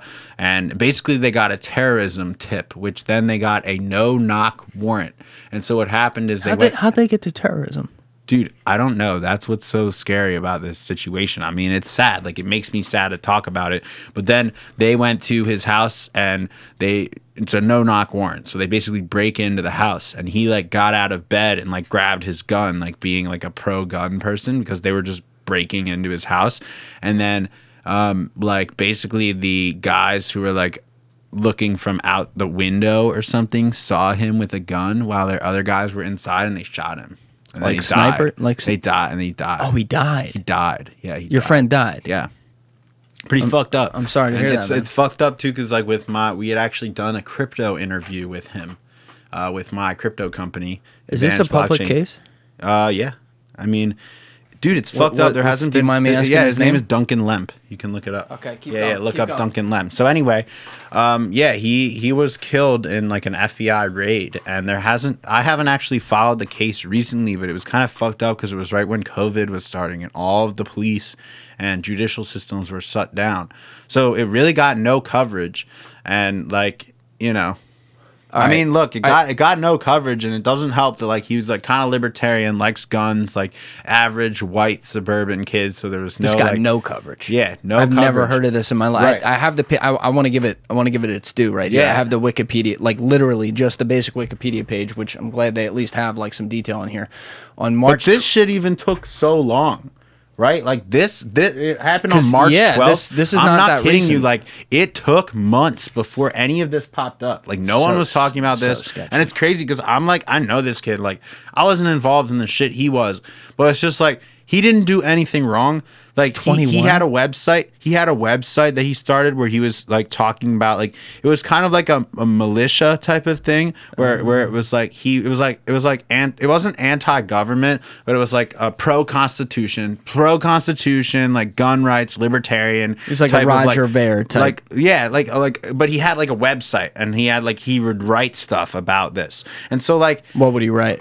Like stuff just about like pro-constitution, like how people can protect their rights and stuff like that. And he was like working on building this like group, which is like, what did he call the group? I'm not entirely sure. You can probably look it up on. Yeah, let me give the context real quick, and then let's keep talking about it. So on March 12th, 2020. Duncan Socrates, his middle name was Socrates? That's amazing. Socrates Lemp was fatally shot at his home in Potomac, Maryland during a no-knock police raid by the Montgomery County Police Department's SWAT team. Police have said that Lemp was shot after confronting an officer, that's in quotes, confronting, during the execution of the raid. Lemp's family has said through their attorney that based on an eyewitness, they believe Lemp was shot without warning while he was asleep. Lemp has since been described as a martyr for the libertarian Bungaloo movement. Is that what you're talking about? So that's referring to like his general movement, but I think he also had like a website type of blog that would have fallen under this movement. Okay. So what it's saying there is that he's like a martyr for like a particular type of libertarian movement. Okay. I also know that he had like a personal website where he would like post about this stuff and like write about libertarian stuff.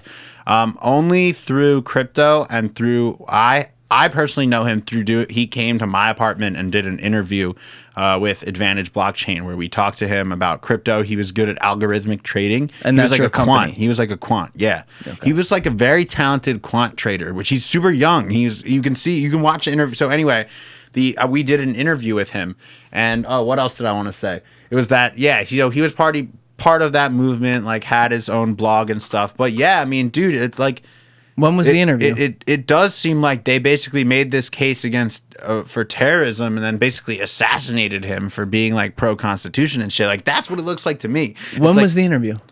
The interview that we did of him was probably in like 2019. So not long before. Not long before at all. That's really how we got here is like that interview on our YouTube kind of blew up. Like it has like a couple thousand views and a couple hundred likes because it was pretty much the only piece of Duncan Lemp content like being normal. Let me read the warrant section real quick just to continue. This is what I'm going to go on a rabbit hole. This is a huge problem about these no-knock warrants. And also, this is what Breonna Taylor. This is how she got killed. And I also wanted to say the reason it said that # confronts police is because I remember the original story, which is that he stands up with a gun just like trying to figure out what the fuck's going on. Like, who do I hear on the other side of this door? I think, and also this is like, it's his word against, it's their word against their word. Yeah. Is I think that based on the original story that I saw, is that the cops were on the other side of his interior door, and the cops from the outside saw him approaching that door where they knew their guys were there, so they shot him in the back. Like, think about that. Wait, like, they shot him in the back? Yeah, like they basically shot him in the back. They didn't have a shootout with him. He didn't fire his weapon. Okay, the warrant section. Detectives assigned to the Investigative Services Bureau received an anonymous tip that Lemp illegally possessed firearms. Police stated that, quote, detectives applied for and received a no-knock search warrant. They got a warrant for it. For the crimes of possession of an assault weapon and possession of a firearm by a prohibited person, unquote. Police stated that Lemp had a criminal history in juvenile court that prohibited him from legally possessing firearms until the age of 30. An attorney for Lemp's family said the family had been unaware of any conviction that would have prevented, that's sketchy, that would have prevented Lemp from owning a gun. So, wow. All right, I'm not going to read this whole thing. People, go check this page. You literally type in Duncan Lemp, and you'll get the shooting of Duncan Lemp Wikipedia page. That's fucking nuts. I need to look into it more. I need to reread this, man. There's a lot more information there than the last time I looked at it. That is fucking insane. And this is the thing, man. This is the thing about government that scares me, because, like, I try to be a realist with things, right? Like, I can speak out of both sides of my mouth on this, and I can say, hey, we have the best system in the world compared to other countries, 100%. Doesn't mean that there's not fucked up things that happen here. Yeah, there are. I mean, we know that shit. I mean, listen to this part. This part right here. Which part? Lemp's family maintains that, according to an eyewitness, the officers initiated gunfire and flashbangs went through his window without warning while he was sleeping. Now, is it any surprise that none of the body cam footage has been released? Yeah, it says, as of October 2020, neither body cam footage nor the arrest warrant has been released. Dude, and that says it all right there. I mean, dude, you know what? And when I had Ashton on here, we had a long conversation about cops, right? And I've had a lot of other long conversations. That was the longest one on here, but I've been really fucking hard on cops on this show, and sometimes I'm like, oh, am I too hard on them or whatever? But this is the problem. You have enough of them who are like just fucking, I don't know if the word's like zealot or whatever. They just want to fucking be a tough guy and go get a result, like I was talking about earlier with that whole question of like the feds and what they do. It's with cops too, right? And then they go to do things like this, and then you hear nothing. Why? Because you see enough people who are like, yo, don't ever talk about that publicly because we'll get fucked. And that's how you see videos like, I don't know if you saw that guy who's a lieutenant in the Army. There's a video released. This is in like April. This guy who literally, he was in his fatigues, black guy in the Army, goes to get pulled over in a car that he bought 45 minutes before. So it has the temporary plate in the back. Yeah. Pulls into a gas station under the lights because he's like, I don't know about this. They pull fucking guns on him. They pepper spray him and whatever. We only saw that video, that body cam and everything, once he had already filed suit in court 4 months later. You don't see, when something goes wrong, they don't put it out there. Like people who are like, yo, this is fucked up. Like people who should be about the job, like, yo, that's not what we represent. Which a lot of cops are like that, right? Yeah. But a lot of them are. And that's why I feel bad, because it's like, I could say just rough percentages, 80% of cops are probably great guys. Yeah. But like, there's the people in that 20%, they're not all bad guys. It's just a lot of them don't talk about the fucking 1% that's doing shit like this. Right. It's fucked up, man. No, it is. And then, you know, I mean, this is such a touchy subject, but like, I'll go on the record and say, like, I fully support cops. Defunding the police is so stupid. All that shit is so fucking dumb. The cops are here to help. The cops are most of the time helping to maintain peace. Things go wrong. They have too much power. Should they be carrying a gun? You know, should they be able to use X amount of force in these different situations? You know, you can get into the nitty-gritty details on that. But at the end of the day, like, cops are necessary. Like, I do think that there needs to be that type of person there that can enforce things and help to keep things in order. Like, I think the reason we have cops is because without some kind of authority there to help situations, the world is chaos, and you know, the world is chaos as it is. So a lot of things we have in place are to hopefully make a little bit of sense in this chaotic world and make it so that we can cooperate at least a little bit. So like, you get some bad apples, but you know, like when it gets into the shit we were hearing last summer about cops, that's when I'm just like, yo, I can't believe they're putting this on TV. Like, and that's when it's just like, look, I think everyone went through this last summer where it was just like, okay, I can't watch the news anymore. Like, I can't have, like, I was already there before that. I know. But even listen to this, because I feel like you can relate to this. It was like, I would put on like CNBC in the mornings, like every day to just like see what's going on with That's like the mistake stock number markets one. and shit, and just like anything. You got to put on Bloomberg. Dude, it got to the point where I can't even watch that. I can't even put on any news at all. So, I mean, that's the thing. News is there to piss you off. That's how they sell. And it's You're like, so right. Yeah. you know, and that's the thing. Like, on Defund the Police, it's used. Some people, like, there's a lot of people who yell that and they're dead fucking serious. And they're like, no, get rid of all their funding. And it's like, no, that's the dumbest fucking thing I've ever heard in my life. Because how many times do you watch a video of a cop where they shot somebody and it's a fucking donut patrolman who's they're like, sir, stop, sir.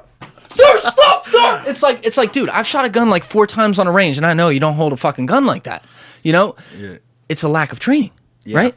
And so if you defund, we already don't have enough training. Yeah. Like, how the fuck do you get rid of that? Whereas, what I'll say is, my friend Terrence Jones, who was on this podcast, laid it out brilliantly. Where he's and this is where I'm like, well, why do they have to use that language? But he's like, when he says defund the police, I'll speak for him. He's like, I don't mean, because his dad was a cop too. He's like, I don't mean like defund it so they have less stuff. I'm saying there's some things that you can say, hey, they shouldn't have to deal with that. So take the funding from that and then be able to say like, oh no, you still deal with all this stuff. And my response to that is twofold. As long as we can give them more training than they currently have, including hand-to-hand combat, which they have like 2 hours a year on average, which is like, I mean, dude, I'll fuck up a cop if he's training 2 hours a year. Like, I box, right? Like, I'll fuck him up. I hear you. You know? Yeah. And then on top of that, like firearms training and shit. As long as you don't get rid of that, and as long as you don't stretch it to, hey, you know, for example, if it's like a serious domestic violence incident, a social worker can deal with that. No. If it's like something like that, I want a fucking cop there with a gun. You know what I mean? Like, there's a line with things. No, there is 100%. I mean, you know, it's a difficult subject, but at the end of the day, I do think police are there to help. And I don't think defunding them is the answer. And I also don't support this kind of like culture where you can just have like this very reactionary opinion that has like no basis in logic, which I think is like where the whole media is just driving everyone. And maybe it's because of social media and this instant gratification culture. Like, you know, maybe it's not just because of these evil major media companies and shit. But either way that you want to look at it, it's that like whatever story happens now, someone's trying to take this extreme emotional reaction and they're just blasting perspectives that aren't logical. I think like that's my thought process. Is like, yo, like, can they at least put shit up here that's true? Like, there's not that's the way I see it. The news is actually a bunch of bullshit. Like, it's like you know, I try to tell my family this too, like, and my like younger siblings and shit. It's like, yo, the news is like Hollywood for news. Like, it's like Hollywood for people who want to hear the like fucking fake Hollywood version of what's going on in the world. Like, shit, man, it's crazy though. You got to be on Twitter, you got to be on Reddit, you got to be on all this weird ass shit if you want to actually know what's going on in the world. Like, you got to be reading some fucking redacted files and trying to figure out some shit. Like, if you actually want to know what's going on in the world, you have to look at something that your parents would just think, oh, this can't be real, in my opinion. And my parents. Remember what a lot of parents. Yeah. Remember when they were saying, like, back when we were kids, like 13, 14, they're like, don't believe what you see on the internet. Now, fucking, you know, your uncle's posting like a QAnon meme. Yeah. Yo, it's like, I know, it's right? Like, oh my God. It's like they're saying like, don't believe anything you see on the internet, but now it's like, don't believe anything you see on the news. That's what I'm gonna be telling my kids. They'll probably flip back by then. That's how everything goes, man. It's just like things go this way. How did you just say? This way. How did you just say that though? What's that? You had a really good phrase for that things about flip the back? news. No. Before that, where you were describing the news. I already forget it. But you were like, it's. I don't think you said it's like entertainment. It's like Hollywood. Yes, that's it. It's like the Hollywood. The news is like, it's not really what's going on in the world. The news is like what Hollywood wants you to think is going on. Actually, that would be nice if it was what Hollywood. It's more like what the government wants you to think is going on. And then, like, I don't know, it seems to me that only one perspective gets a lot of support by the news channels. Yes. I mean, I guess you have Fox News, which is, mildly conservative, in my opinion. Very, very mildly. They show somewhat of a more conservative opinion. But, like, everything else in the news is, like, extremely liberal, in my opinion. And, you have to go. And then it's just, like, the other perspectives are then on sites that the major media try to say are not legit.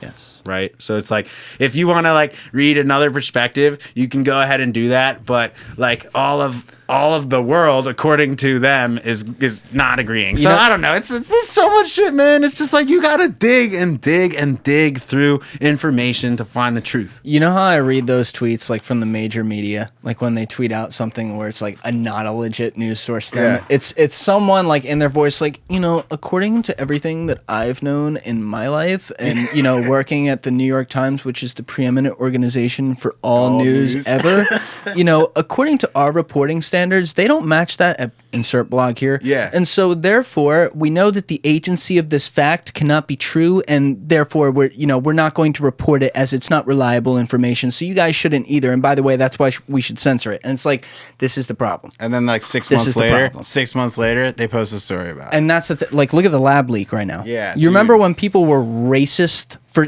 Don't get me wrong. It wasn't racist to say, "Oh, I think they ate a bat in fucking China."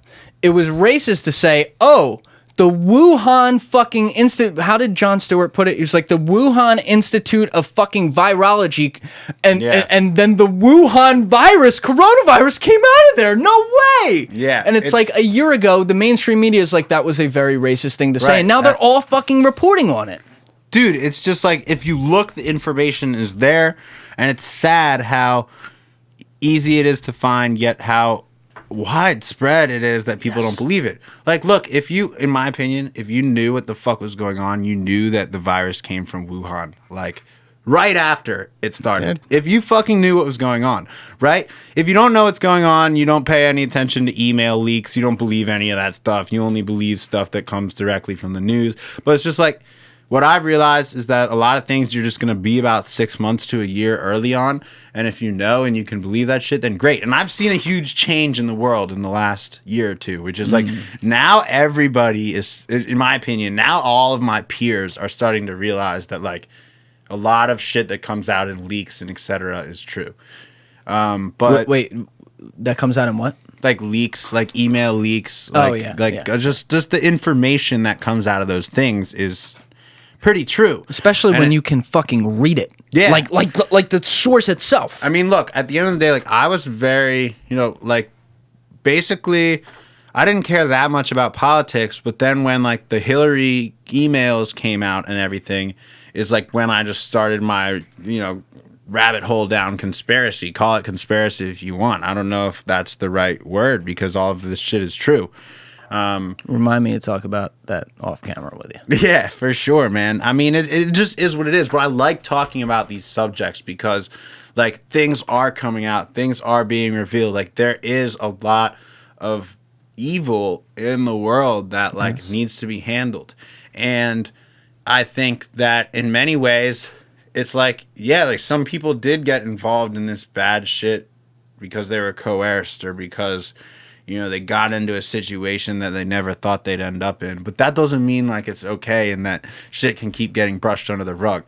So for me, it's just like, I have so much respect for anyone who is willing to just look at the information that's there instead of just fall in line like everyone else and believe what's on the news and just kind of do whatever seems like everyone else is doing. Because, I don't know.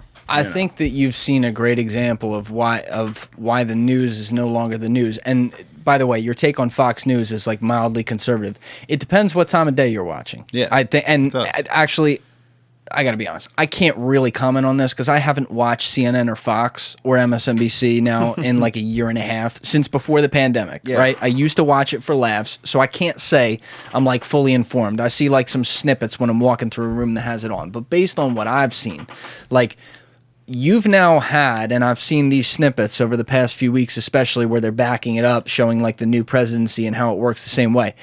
In the last presidency, you had fucking Hannity calling the Oval Office before he went on air every night, right? And then going on the news.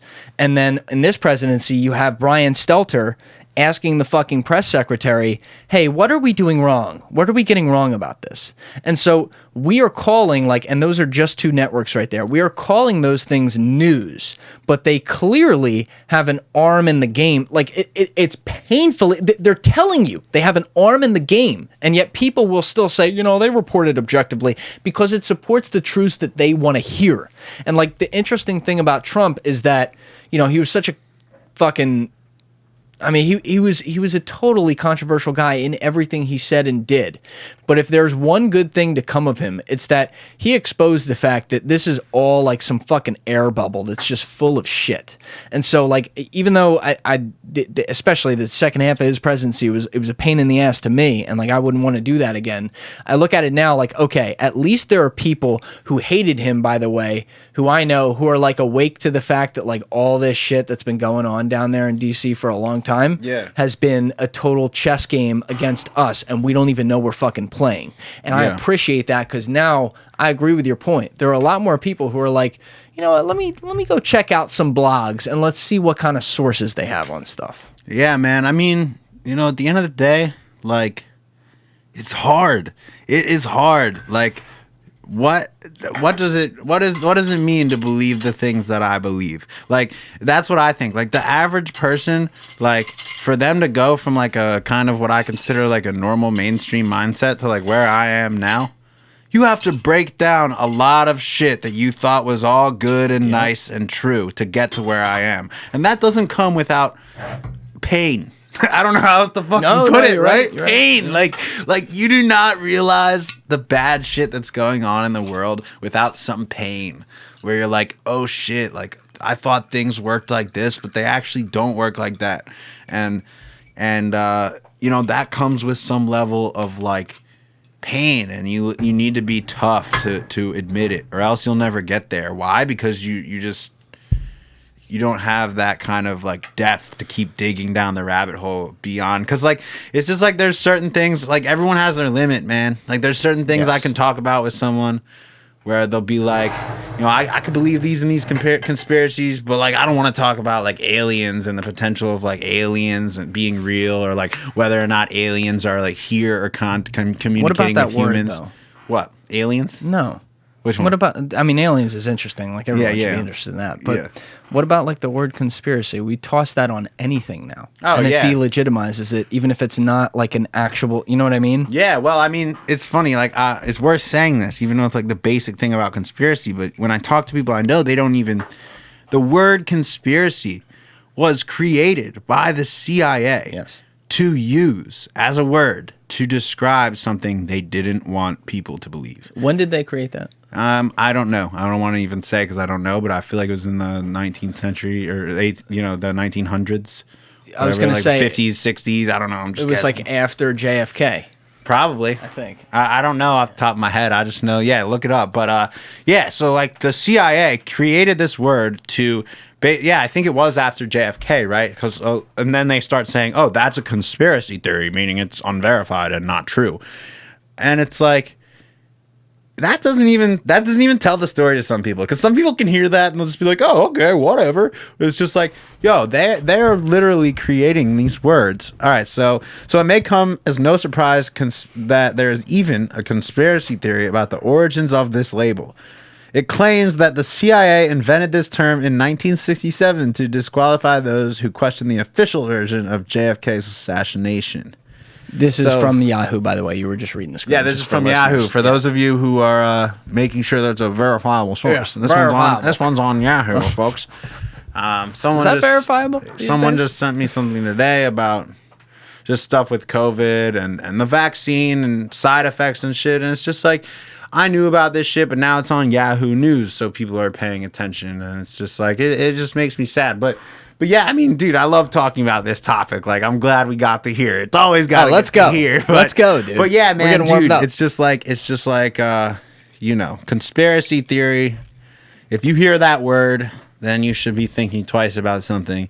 And no, but like what I was saying before is like there's just limits with this shit to where it's like I know people who will like believe conspiracy stuff about the government or like who like realize what's going on with like human trafficking and stuff like this, but then they don't want to talk about, like, again, I'll go to aliens because that's just like a typical one for me where like I know a lot of people who like believe these things, but like to them the prospect of aliens is just like stupid. Whereas I think that like that's another one where I'll go deep on that. I mean, I have a song called Aliens that's literally like the aliens is, I'm gonna run the whole world like the aliens is. Am I allowed to play this? Yeah, of course. Fly sky, need an alien bitch. Fly spaceships, I got alien rich. Okay, Area 51, this is the alien dissection. Gotta take a minute to rap about my erection. I busted in the alien, hope the kids ain't retarded. My dick is so big that I'm a target. I got abducted by an alien bitch. Then I fucked it. Don't listen to the government. I don't trust it. We was fucking in our saucer. That bitch, she had a bucket. You could see the UFO because all the pictures, they are public. Like aliens is, I'm gonna run the whole world like the aliens is. Fly, I need an alien bitch and some fly spaceships. I got alien rich. Hold up. Okay, that was pretty brilliant. I almost don't need to play it now, but I'm just playing it. I'm playing it real quick. Gotta roll the weed before we eat, no cap. I was laughing in the past tense, I left them all stressed. She arrived naked and she won best dressed. I was popping off last year and most of y'all slept. I know you gotta catch Z's. I used to be polite, but now I don't say please. Ooh, this is good. Jeans, so the floor touch her knees. I haven't heard this. She my side piece, she This wanna is good. see my main squeeze. She wanna be the main squeeze, but I am the guy. I just take my time, I don't need to decide. I don't feel no pain, don't need lean, I'm fine. When you smoke my weed, gon' feel like you flying. I feel like I'm flying, need an alien bitch. I'm driving spaceships like an alien ribs. Scope and a laser shooting alien clips. I'ma run the whole world like the aliens is. I want you to get, if you're cool with this, I want you to give me that instrumental. Do you have that file? Yeah, I got it. And you can put it behind my Because little like rat if there. it's, I never know when it's going to make sense, but like when I'm making a TikTok video, depending on like what the mood is after I make it, like at some point I'll use that from the library. Oh, yeah. That's a good beat. Yeah, definitely. So you've been in this, so you've been into aliens for a while. Oh, yeah, man. I made a whole song about aliens and shit. So I was just talking to my buddy, Alessi, who actually, you know what? I should have you go on his podcast. This kid's a stud. That'd be dope, man. All right, you'd be buying in early. This kid's like Cool, 20, 21 years old. Full-time student in college. Fucking during this whole like pandemic has been just traveling the cities and like working from there. Has done a full-time podcast, never missed a week. Talented as fuck. And That's what he dope. does is he gets a lot of guys who were like, probably like 1/3 of his guests, something like that, will be people who were like on the Joe Rogan podcast, and he'll get them for an hour on Zoom. And like, he's the best. So That's dope. definitely like want you to talk to him. But I was talking to him this week about aliens because like I love a good conspiracy theory. I love like poking holes in it and shit. But like the one that I've been more like into, but I've never been like fully into, like never sat up like, damn, I wonder if like, you know what I mean? Yeah. Is aliens. And yet it's like the main one. Because it's Yeah. like, imagine if another fucking civilization is like among us or like they've Yeah. been here. Dude, I'm going to tell you something that some people might think I'm so dumb, but I don't give a fuck. Good. All right? Good. Just shouldn't. watch Ancient Aliens, the show, on History Channel. And every time they say, ancient astronauts theories suggest, take that as like, that is their way of making it sound so stupid that you won't even believe it. But dude, it's on the History Channel. All the shit they're talking about is real. They're showing you real evidence, but they also have this like funny little attitude about it where they like say, it's so funny because now when I watch the show, I almost think like, it's almost like they say this line every time before something true. It's like, alien astronaut theorists suggest that the pyramids could not have possibly been built like blah, blah, blah, blah, blah. But anyway, when you look into it, like, the moral of the story is, and I even say this in the Alien song, look into who built the Egyptian pyramids and how they were built and the records behind them and All right, shit wait, like that. I don't know anything about that. Yeah, I mean, just look into it. Like, you have to do the research yourself. But there's all these things about the pyramids that just don't line up, right? And there's also, like, all these connections where it's just like all these different pyramids and archaeological structures are built along magnetic lines of the earth, right? Like, What do you all mean of this shit- magnetic lines of the earth? like literally, I don't know enough to go on it, but if you look at like the earth, right, there's certain magnetic points of the earth that are very strong, and so all of these ancient structures have been built along certain bands of the earth that are related to the earth's energy. So like the earth has a certain magnetic field around it, right? Caused by its nickel core or whatever, which is a big part of what sustains all of the life on earth. And so there's a lot of energy involved in that and the planet's energy. And so anyway, long story short, it seems very unlikely that normal humans, you know, as we expect them, like using some kind of contraptions with pulleys and ropes and shit, could have built the pyramids. I mean, it just seems very unlikely. And, you know, I would say that combined with all the other evidence that I have seen, it seems very likely that some kind of advanced civilization was involved in building those structures. All right, let's do it. All right, full tinfoil hat. Here we go. Let's go down. Let's go down the hole right now. I can't. You know, I'm not the one. I'm not the one to go that deep down the rabbit hole because look, at the end of the day, like I don't want to sit here and just say, "Well, there's this thing." Like I don't want to sit here and try to just say stuff that I'm like pulling out of my head that I don't know because like the reason that I know you researched this. That's not what I'm saying. No, I know. But at the end of the day, like what I'm trying to say is that like I don't have the depth of knowledge to sit here and give you like the facts. Like, oh, there was this inscription on this part of the pyramid that suggested this thing. And there were these inscriptions on another pyramid that suggested that the timing couldn't have possibly, or this part about the Aztec pyramids is related to the pyramids in Giza. And how could they have, so there's all these little things.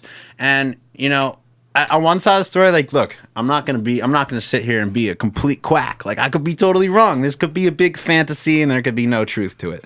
But I would say if you seriously look at the evidence that's out there, and I think, you know, it's so normie, but Ancient Aliens just does, that TV show on History Channel does a great job of presenting it. And if you just look at it as like, hey, maybe this is true, instead of like, oh, this is some funny thing with a bunch of quack scientists, none of it could be true. Like, your perspective will change. That's all I can say. I think... God, there's so many directions to go with this. Fuck. Aliens being interested in us. I did hear Neil deGrasse Tyson was just on with Joe Rogan. Yeah. And I'm not even going to repeat it because I don't remember it, but it was like the greatest argument.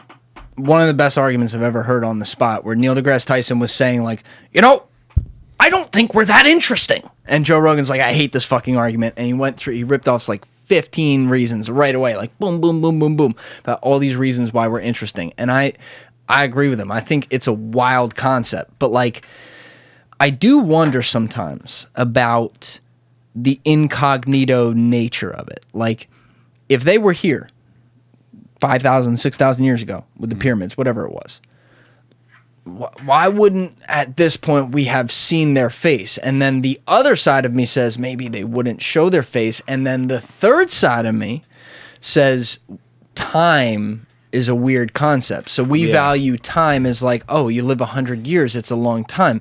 Is time in relative to like another planet or another universe, you know, is 100 years like a second there?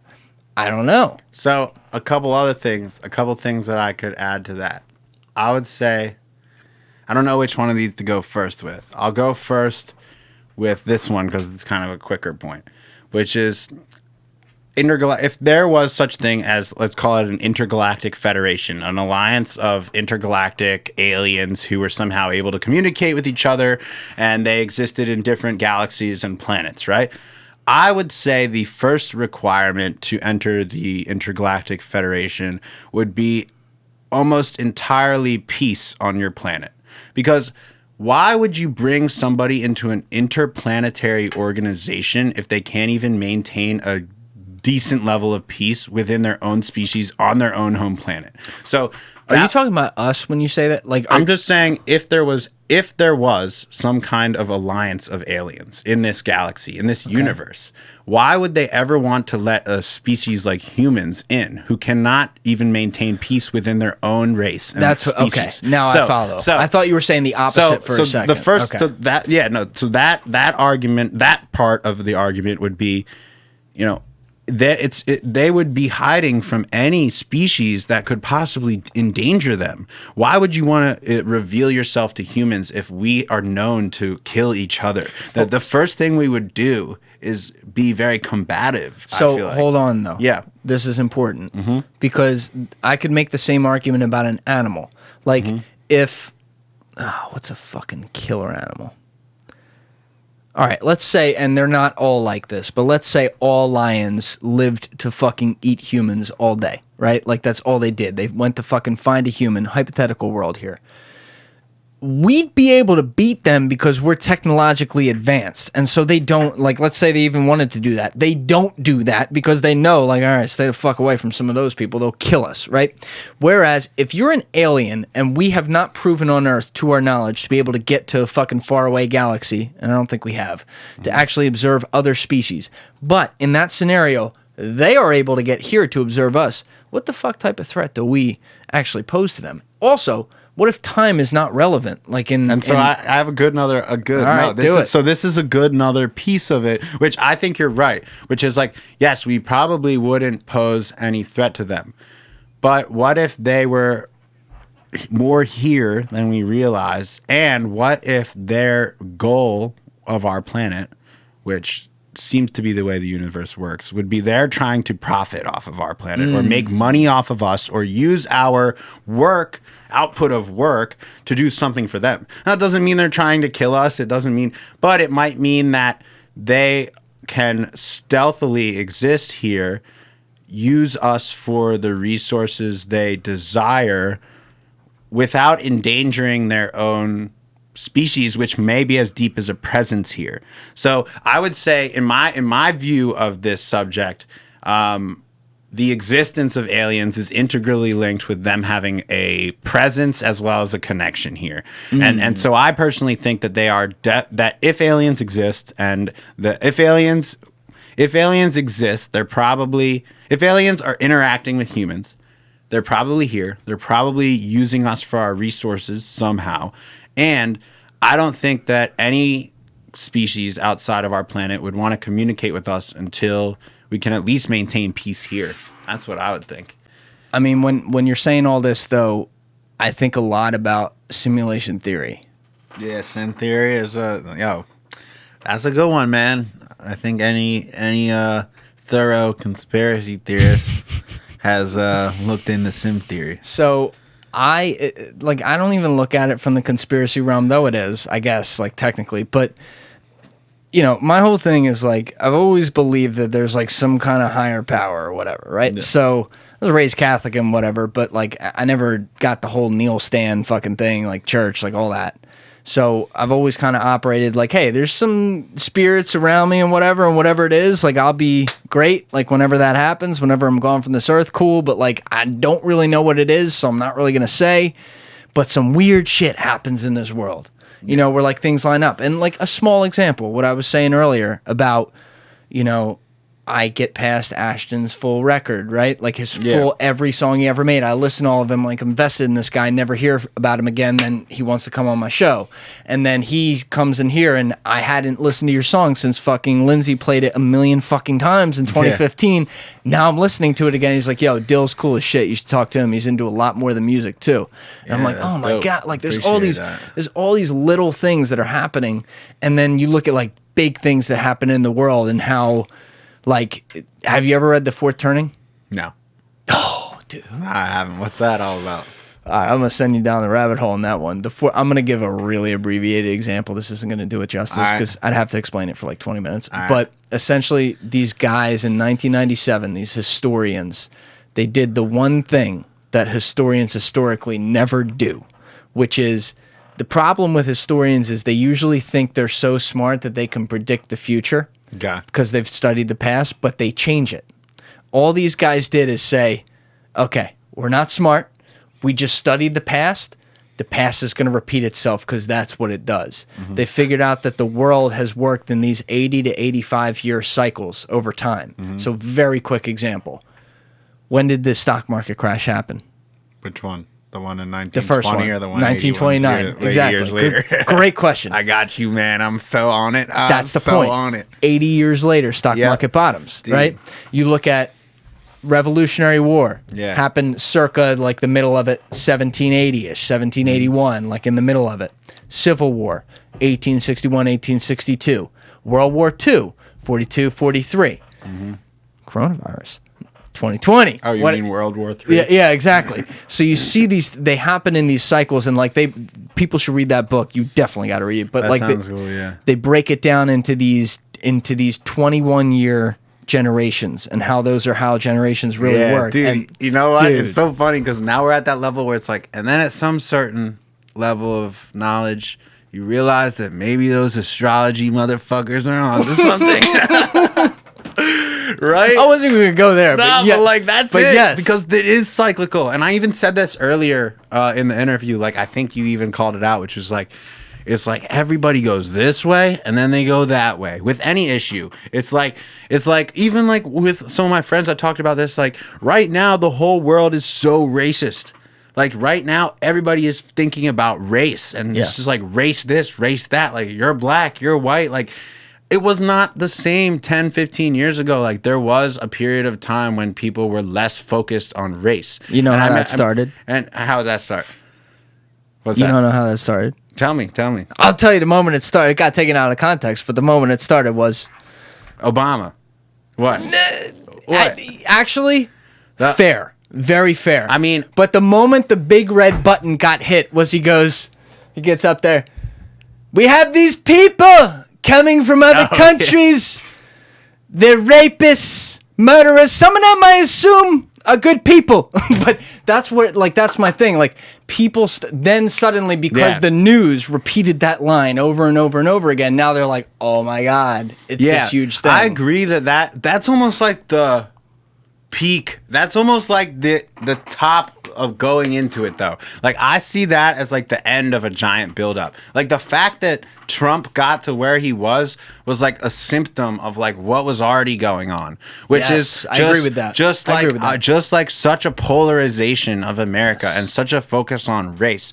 And like, you know, I mean, I talked to one of my best friends who's black, and like I do think it's good to get perspective from someone else who's black. Like, and so I talked to him, and like he sees what I see too, which is like in so many ways things are less racist like 10, 15 years ago when not everything was focused on race. Now, I'm not sitting here trying to say that like change isn't good or whatever, or like that a lot of things are changing for the good because we're more focused on race and we're more aware of that and people are more aware of their biases. But on some level, the way to help solve racism is to like think less about race, where it's just like, yo, people are people. And I do believe that. And I know that's going to be something controversial that people can disagree with all day. And that's fine. I'm all about open conversation on this topic.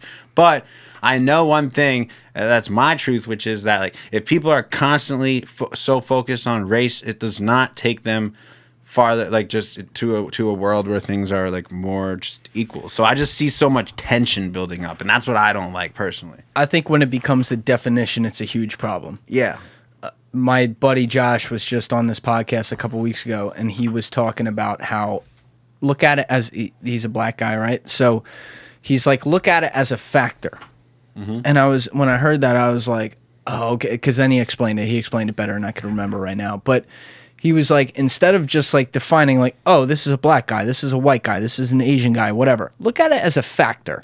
And like my whole thing was, when I was growing up, I think my mom taught me unbelievably well on this. She was like, when I was like little, like 4, she's like, everyone who's a human being is a human being. So I didn't see race. And I always tell the story, one of my best friends when I was in kindergarten, my mom was asking me about who it was, like when I was in the car with her after school one day. And I'm like, oh, he's like really tan, like really, really tan. And my mom's up there like trying to hold it in her laughter, like, I get it. You know what I mean?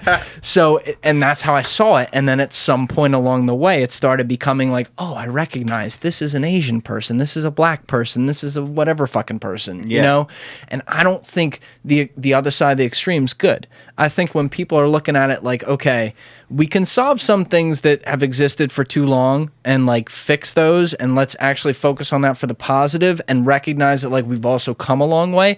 That's where I want to look at it, you know, where you're like honest about it versus like the first thing you see in me is you see my race. I think that is bullshit. That is bullshit. And honestly, we've devolved to this point where like the average person thinks it's offensive to be like, oh, that person is black, that person is Asian, that person is Indian. Like, there's nothing offensive about that. And I stay true to that. Like, I have no like problem telling a black person like they're black. Like it's not offensive to say that. And we have devolved to this point where people are so afraid to talk about race because they think it makes them look racist. And it's just like, I get it. I fucking get it. It's hard to be this confident, man. It's hard to be this confident. It's a weapon. It is, but it's like when it's like I know my shit. I'm not fucking racist. I can call a black person black because they're black. It's not racist. But like we live in this world where it's such a touchy subject that people are afraid to do that. Now I'm not going around calling everybody by their race. Of course not. My point is that is a sign that something's not right. Yes. Where you can't look at someone and just say what they are or what they appear to be without offending them. Like it's not offensive that you look a certain way. And it's like, here's another thing. Like I've heard this story recently about how like someone was wearing like some Indian garb. I don't know what to call it. I don't know the proper name. I'm sorry, but someone was wearing like some Indian looking type of garb, and it was like an Indian woman. And I was just hearing this story about how the person was afraid to even like compliment the outfit because and then it's like a follow-up thing being like, oh, like, are you Indian? Like, oh, you're wearing like this, like, are you Indian? Like, tell me something about your culture. And it's like, we've really like just confused people so much where it's like, hey, you should be able to look at someone who's wearing like an interesting Indian outfit, like, and just be like, hey, I like your outfit. Is that like, are you Indian? Is that something about your culture? Like, if that person doesn't want to talk to you, they can tell you to fuck off. And that's like, whatever, they're having a bad day. But it's not racist. No. It's not fucking racist. You know what? You're actually a really interesting person to ask this question or give this idea. I'm not sure how I'm going to state it, but we see this term now all the time of like cultural appropriation. Yeah. Which to me is just a bunch of like PhDs who can't make any money off their PhDs throwing it behind a blue check mark because they have like 5 fucking links on Google that allow them to get verified and then say like this is an important thing because it's actually reverse race, whatever the fuck they say. I don't even know what the fuck they say. But they say these things and like, so if, who was the guy, the Maroon 5 guy, like got like cornrows like a year ago or 2 years ago or something. Yeah. They were giving him shit about it and stuff. And like, you're a white rapper, right? Yeah. And it's culturally accepted now, which thank God, right? It shouldn't be like a race thing. It is and it isn't. It is and it isn't. Because there's always, first of all, overarching, always people will see me as a white rapper. Like that's a thing. Like I'm a white rapper. And that comes with certain connotations where like people think that it's not like a real job, et cetera, et cetera. But I mean, like 100%, like people say, oh, you're culturally appropriating, like, because like everything, like, oh, these white boys shouldn't be rapping, like here, and it goes deeper too. Like, if you look at the comments on the Jordan Belfort video, they'll be like, oh, this must be your dad's boat, like your dad's money, which is not true at all. The way we made the Jordan Belfort can you video, talk about we were gonna touch that at the beginning. The way we made the video is we went down to Miami and we had to make the whole thing grassroots. So basically, like, as the song was blowing up, we were trying to figure out how to make a video. And so we went down to Miami. And so all the stuff you see in that video is actually people who grassroots supported the song and wanted to help us make the video. So, I mean, it's like, look, I'm not complaining at all, but I'm just saying it is what it is. People look at that, and just because I'm white, they assume that it must be like my dad's money and I didn't like work hard to like get all the stuff, or I didn't do it in a way that like a different rapper would have. Where it's like, no, that's not true at all. Like, you can't just look at me and assume that I got everything like different way because I'm white. And so that's where it gets to the level where it's like, yeah, it is kind of racist when people do that. Like, it really is. Like, it is racist for people to come say that, like, clearly my dad paid my way in the music industry. Like, that's not true at all. I did everything myself. My parents don't know shit about music. They're successful and they could have supported me, but they didn't. What did your parents do? So my dad is an insurance broker and my mom is a corporate attorney. And so, they're Buy the book, man. They're very successful. Don't get me wrong. Yep. But they didn't help me with my music career. Like, everything I did, I got for myself, just like anyone else would have to. So I'm not, again, I don't want to say I'm complaining because I'm not. I'm just saying it is what it is, that people come and because of the way I look, they say that, things were handed to me in a different way. And so, They say it in the opposite way too. Right. They assume, like, and I hate that. The assumption, when you listen to people talk who are like overarching about political or about racial issues, and I'm talking about white people especially here. Yeah. they talk like all black people and all Latino people are poor. And it's like, no, that's not, like, that takes away from all the people who are fucking successful too. And I'm not blaming people who are poor either. Like, that's absolutely a thing. Don't get me wrong. But like, I'm saying, when you generalize like that in either direction, you make a definition for things without considering what the actual context behind the person or the individual themselves or like a group of people is. Yeah, you know what? And then there's this different concept that comes down to individuality versus like groupthink, okay? And it's like... You're hitting all of them. Yeah. So it's like when you talk to any individual person, they're going to be way more reasonable. They're going to be way more I think, than like what you assume the group is. So like, I'll give you a good example of this that's directly related to this topic. I had a guy come up to me at a show and he was like, yo, man, like, I want some advice for you. Like, I want to ask you something, but like, I don't know. Like, I feel like it's so different. Like I feel like you just kind of like have it a little easier because like, you know, you're just like a white guy, like figuring this out. And this guy genuinely did not like mean, and look, this is where it comes in. Like, I'm living what I say.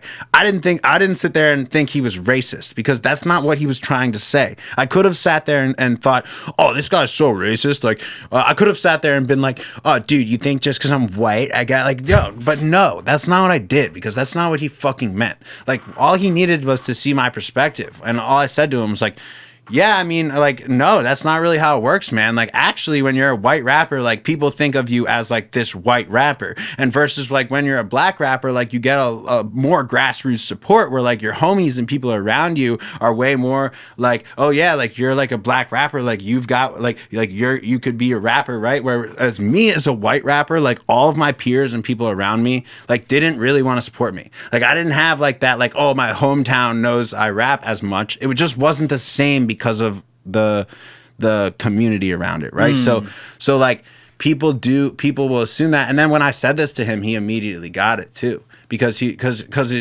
was living that truth. He was living that truth of like all the people around him and like that he was with like thought it was like really cool and normal to like be a rapper, whereas like all the people I was around him with like are thinking like, yo, Dylan is crazy for thinking he can be a rapper. So like, and I get it, it's the same on both sides, but that's just kind of an example of just like, you know, people do assume these things about like whatever cultural appropriation, being a white rapper.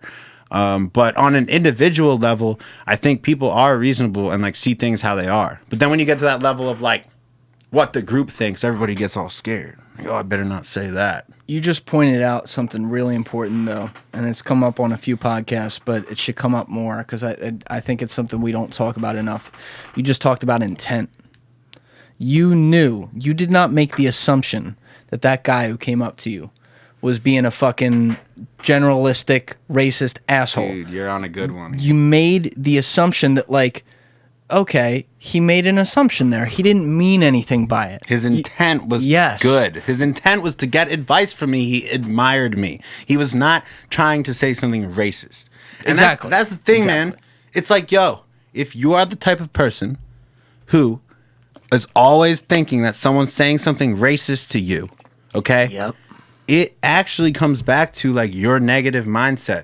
And it's like it's almost like you have such a negative mindset that you're putting a negative intent onto everyone else. And I think this is so widespread. And this is like, man, we're just getting on the real shit where this is getting into like the mental health state of America and people's, because it's like, let's go there. People with, okay, so when you have widespread depression and mental health problems, okay, these are people who they have social anxieties, you know, and look, I have these things too. I mean, I sometimes I lack confidence too, like we all do sometimes. But when you have this kind of widespread depression, widespread social anxiety, it results in a lot more of this attitude of like, oh, someone's out to get me. Like people are thinking like that. And so then let's take that one step further. If you're constantly thinking someone's out to get you and someone comes up and says something that, you know, is moderately racist and your response is immediately like, oh, that was racist, stop. Like you are part of the problem, I think. Because it's like when you're talking to someone, communicating with someone, you have to think about their intent. Just like you said, what was their intent as an individual? Not like what is this pre-programmed groupthink way of thinking that I've been taught to like react emotionally And instead just take it to the level like, yo, this is just a human who's trying to connect to me, and maybe they're actually not that bad of a person. I mean, it comes down to this. Are you an optimist where you assume that every person is probably good and they don't really mean you any harm? Or are you a pessimist where you're assuming that pretty much everyone you interact with is bad and out to get you? That is going to shape the way you react to things and the way your whole world is built. It is.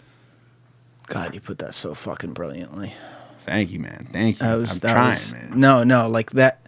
And I'm glad you gave it the full context too, because I think about this a lot, but I wonder how well I do expressing it.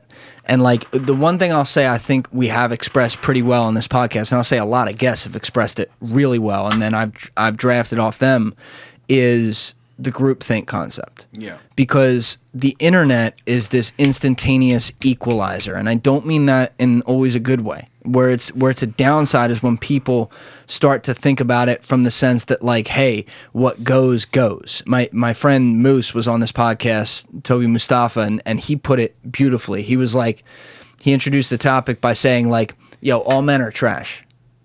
I was like, what? Like he just said it out of nowhere, and like he's like that, like he's fired. All right, we're going there. You gotta listen to that episode. He's fucking going there. Fired. All right, shit. But that's exactly what I said. I'm like, all right, wait. He's like, no, like that's what people say. And I'm like on Twitter and stuff. He's like, yes, yeah. They say that because that's gonna get them instantaneous points. Like, oh yeah, he speaks for so many of us. He understands the problem of masculine fucking dominance in society or whatever. And it's like, then you're incentivized to put it out for that. What'd you talk about earlier? Instant gratification. Yeah. You're incentivized to put it out there for those likes and retweets and whatever, or for whatever the fuck it is on whatever platform it is. And it becomes the rule because then other people are incentivized to put similar ideas out there so they get the same result. And then over time, as people start to read between the lines and see so many people with numbers, like math, saying this shit, oh, that must be the law. And yet the reality is we've created these wars, whether it's race or gender, which is a big one, which obviously he was touching on with the all men is trash thing. It's like we've trained people to hate each other. And like,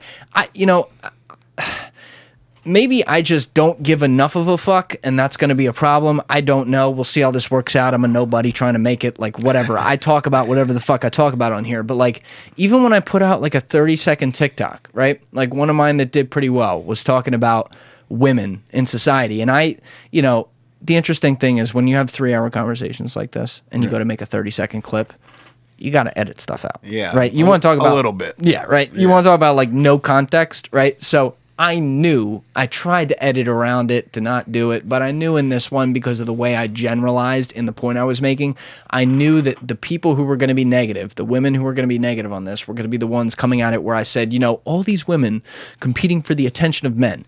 I know that not all women compete for the attention of men, or like women who do, there's other factors to it. I know that.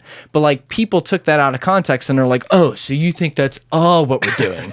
And I'm like, and by the way, for the record, I'd say it was about 80% of women fucking loved me for that video, which thank you, that was awesome. But like 20% when they were hating on me, they were coming at me for that. You love that 80-20 Yeah, we love that 80-20. We love that Pareto principle. Yeah. But like the 20% who weren't, they were attacking me on that. And it's like, I know that's not the rule, but listen to what I'm saying. The message of my video was, and maybe I'll repeat it word for word. I don't remember exactly what it was, but I was like, yo, I can't imagine being a girl today and going through my TikTok feed and seeing you know how fucking great they look on TikTok. Yeah. I mean, look, I go through, I'm not going to lie, my TikTok feed, like full hypocrite alert here, my TikTok feed is like all women because like they're fucking great and sometimes I comment something funny, whatever. But like you see this and you're like, oh, if you're a girl, you're like, this is exactly what I should look like. And I know not all girls have their For You page that looks like that, but the ones who do, they're like, holy shit, right? And they think about all the imperfections in them. And I'm like, I can't imagine doing that.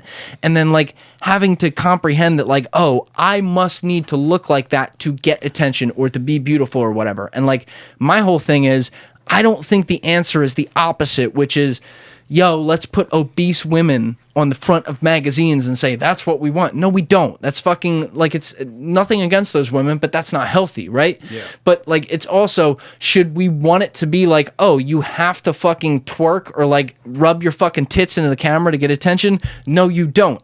I don't know what the answer to that is. And so when people were coming back at me, they're like, they were just picking apart that one line, like competing for the attention of men. I'm like, you're not listening to my message here. My message is there's an overall problem we have. I'm not saying exactly what it is. I'm saying like, this is a trend that I see. I'm empathizing with someone else that maybe they think like this. Maybe I don't. Maybe they don't. I'm just introducing the idea. And you guys are making assumptions about what I believe. That's bullshit. Yeah. No, that really gets back to it. Yeah, it's just really, people are going to think what they think. Mm-hmm. People are going to say what they say. Nobody is perfect. That's the other thing, too. Like, you can say what you want, but, like, everybody slips up sometimes. And so when you just try to generalize what someone thinks based off one thing they say, it just takes it too far. And we see so much of that today. Or it's like people pick out one thing and then they just take this negative perspective on it. But I think that we've gotten to the root of the problem, which is like, it comes down to someone's outlook, which is like, it's the way they respond to something. Yes. Because there is such a difference. Because like I'm trying to think of like off the top, just like a phrase where it's like if you said something to someone, there's a lot of things you can say to someone. If they want to take it in a negative light, they can. But if they just don't assume that you're coming at it so negatively, then it won't be so bad. I mean, that's just how it is, right? Like at the end of the day, I'll say it too. I think that one person who like was a victim of this time and time again, Donald Trump.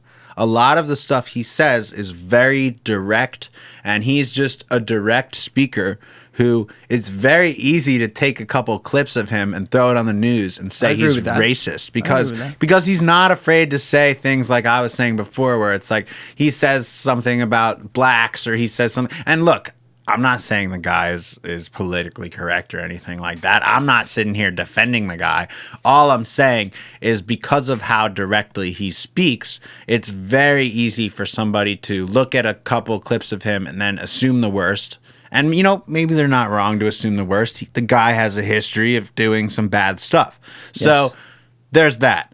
But my point in the matter is, you know, at the end of the day, I just want to see people be more positive. Yes. And be more understanding of another person rather than just like trying to think another person is racist. And that's the place I'll push back on him, actually. I'm glad you brought that up because, you know, and I have to say this when we bring these things up because I always like to be very transparent for people who haven't listened before. But I often say, I've been politically very interesting in my life. I was a big Obama guy in 2012. I was a huge Trump guy in 2016. I voted for neither of them in 2020, right? Yeah.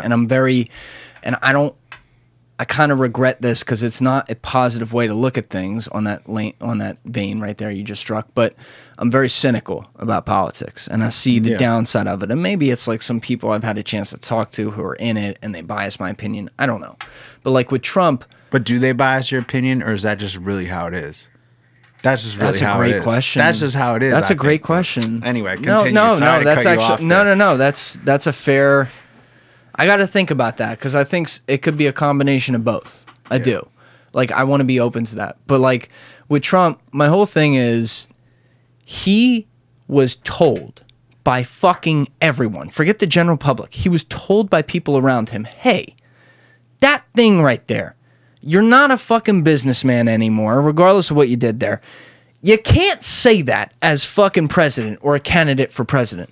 And then he still said it over and over again. And like then I look at some dog whistle stuff where it's like, was his intention racist? Maybe. Wasn't it? Maybe. But like you can't get around that he did it. Like he sent out the tweet, I cite this one all the time, where it's like, he was like, if you're a suburban woman, you know you're going to vote for me because the Obama, Biden, Clinton, put all the fucking names on it. Obama, Biden, Clinton rule says that all these section housings are going to move into your neighborhood and you're not going to have a neighborhood anymore. Well, what's that implying? You know, like, could I see it that he's just like someone said, hey, that plays well with suburban women. Oh, we got to win. Suburban women. Let's hit him. Could I see him doing that? 100%. But could I also see when people come to me and go, yo, that sounds like kind of racist. Could I see them having a good argument? Yes, I can. Yeah. And like with him, that was always the problem because it's like I disagree with a lot of policy points too, but like I think they went way too far with him. but he also he dug holes for himself that it's like, yo, you did not need to dig this hole. You know what I mean? Definitely. And so I got to a point where, you know, the thing for me that really hit it where I was like, oh, I don't know about this, was like the Roy Moore thing at the end of 2017. I was like, that's fucked up, right? Yeah. And then I took a long time, and then by mid-2019, I'm like, yo, I don't think the Democratic Party's in a place where they're liberal right now. So I can't get behind that. I don't know what the fuck they are. But, like, I can't vote for this guy, period. Like, it just doesn't make sense. And it wasn't like, oh, society's telling me not to. It was like how many times are you going to make the same mistake over and over again and me be like, yo, it's cool? Yeah, I mean, you know, with Trump, it's just like he doesn't listen. And that's kind of what makes him who he is. But also it's like, yeah, I mean, at some point it's like, it would be nice if he was more under control in a sense. And it's like, that's kind of what made him successful, is just being this kind of crazy character who says whatever the fuck he wants. And that worked for him to some extent. Correct. But yeah, I think a lot of people feel like you, and whether it's because of his questionable behavior or whether it's because of societal pressure, it doesn't matter. It doesn't matter which one of those it's because of. It's the end game is that people didn't vote for Trump because of his behavior, pretty much. But yeah, I mean, yeah. But like, I do think it's crazy the amount of, you know, societal pressure there is with politics, and the amount that it has just taken over the psyche of America in so many ways. I mean, and it's just like, you know, it comes in cycles, right? Like, it's going to come back in the next election, and there's going to be some new issue that's the biggest, hottest new issue. So, yeah, whatever. If you don't mind, I want to totally take a left turn right now. All right. Because you know, before we end this or anything, I'd love to get some thoughts on some things. So, when I do these podcasts, people ask me all the time, they're like, yo, how much do you prepare for this? I'm like, dude, not at all. Like, I go the opposite way. Like, I will go out of my, like, Ashton as an example, I went out of my way not to listen to his music or fucking rewatch the rap battle or anything that I already knew before he came in here, because I like it to just be very natural. Yeah. But there was one thing where the curiosity got to me a little bit, because I'd never seen it. Okay. And so I watched it this past week, and that was the podcast you did with Jordan Belfort last year. Dope. And it was really good. I actually wish it was way longer too, because I think, by the way, like, I've seen some of Jordan's stuff, and I've been pleasantly surprised by how solid he is as like a conversationalist. But I think that he did an awesome job just letting you guys roll in that. So it was like, I wanted a lot more when it was done. Yeah. But there was one thing that he didn't press a ton that I wanted to ask you about, because it is relatable for many different reasons to a lot of people. Okay. And you were very open about it, which I respected. Sure. And you were talking about, like, after you blew up, you know, you were in college, and right, like, all this fucking shit comes on you or whatever. And you were saying that you went through that phase where, you know, there were a lot of drugs and shit like that. Yeah, man. And I think about this all the time, because I know myself, and like, I got all my flaws, I got all my positives, whatever. But like, dude, when I was 18, I was a fucking moron. Yeah. You know what I mean? Yeah. Like, if I blew up for whatever reason, doing whatever the fuck it was when I was 18, I'd be dead at 21. Like, sorry, Mom, but like, that's probably how it would have gone down. And so when I look at people, like, even look at the biggest ones, I look at like a Justin Bieber, for example, and I see like people give him shit for a lot of things, and I'm like, dude, he blew up when he was like fucking 14. What do you expect? Like Britney Spears, we heard about that one recently. Like, I empathize with these people, and I know that's not like the popular thing to do, but like, I get it. You know what I mean? Yeah. Oh, 100%. And like, I see yours, and I see, like, obviously you blew the fuck up. You played all these tours and whatever, and then like, you went through your own demons. So I'm curious to know, like, what brought, like, if you even know, like, what brought that on, and like, what that was like, and more importantly, how you came out of that. Yeah, well, that was something I've been dealing with my whole life. You know, like, in high school, my parents were a little more on the strict side, but that's because I was constantly trying to do shit. I was trying to smoke, I was trying to drink, I was trying to, you know, get around and do whatever I wanted. But like, that, my parents were against smoking and drinking when I was that age, because I was too young and shit. And so, I had all kinds of confrontations with them, whether it was just like coming home drunk, getting in trouble, you're grounded, like, them trying to get me to stop smoking weed. Like, they would drug test me. They would do all this crazy shit, which in hindsight, now that I'm an adult, it was crazy. It was crazy. I will never drug test my kids for weed. My kids can smoke weed. They were fucking crazy. But at the same time, I love my parents. Like, they were doing their best. And, like, I don't blame them. Like, I was a crazy kid. Like, Before you blew up. Yeah, before I blew up. It was just like I was always trying all types of shit. Like, and it's like it's easy to look at me now and say like, oh, he must have been crazy to deal with growing up and shit. And like, but like, yeah, I really was. Like, I really was doing risky shit. Like, whether I was like making weed brownies and bringing them to school, and my parents find out halfway through and they're like freaking out because I've got a bunch of weed brownies in my backpack at school. Like, I was doing shit that was like probably a little bit across the line of like what's acceptable for a normal high school student. But you also have to remember that like I'm like a very entrepreneurial, like I'm trying to make money. So like I was always doing some shit. I'm still doing some shit. Look what I'm doing right now. Look what the fuck I'm doing right now. I'm still doing some shit, but that's like what made me who I am. But yeah, I mean, so like I was always doing, that's it. Like I wasn't just like eating a weed brownie and like getting too high and coming home.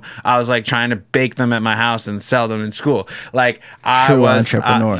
I was like, what else? Like, I wasn't just like going and having a couple drinks and coming home a little drunk. I was like the sophomore who was hanging out with the seniors, and like I would go get fucked up, and like I was younger, and it was like to my parents, they're like, oh well, you're like you're not even hanging out with like the people that we know of as your friends, like you must be going off the deep end. And I like to think of it like this, like I have to like uncover every stone. Like I am not. So also here's another thing, which is like something I'm very like passionate about, and I haven't really gotten to voice it fully yet, but like I'm starting to really come into my own with this, which is just like I was never like a drug addict, like addicted to drugs, which is the first fucking thing they try to tell you as soon as you have any kind of anything negative happen with drugs. I mean, you're an addict. They tell you right away, you're an addict, and you can't do drugs ever again.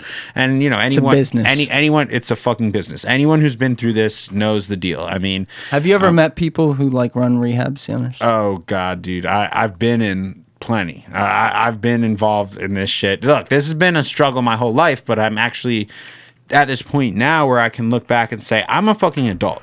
That shit was crazy. I've been in places where I looked around and everyone at one point, I said, yo, everyone here is a fucking wreck. They're all addicted to drugs. I'm not like these fucking people. I do not need to be here. Let me play devil's advocate for 1 second. Yeah.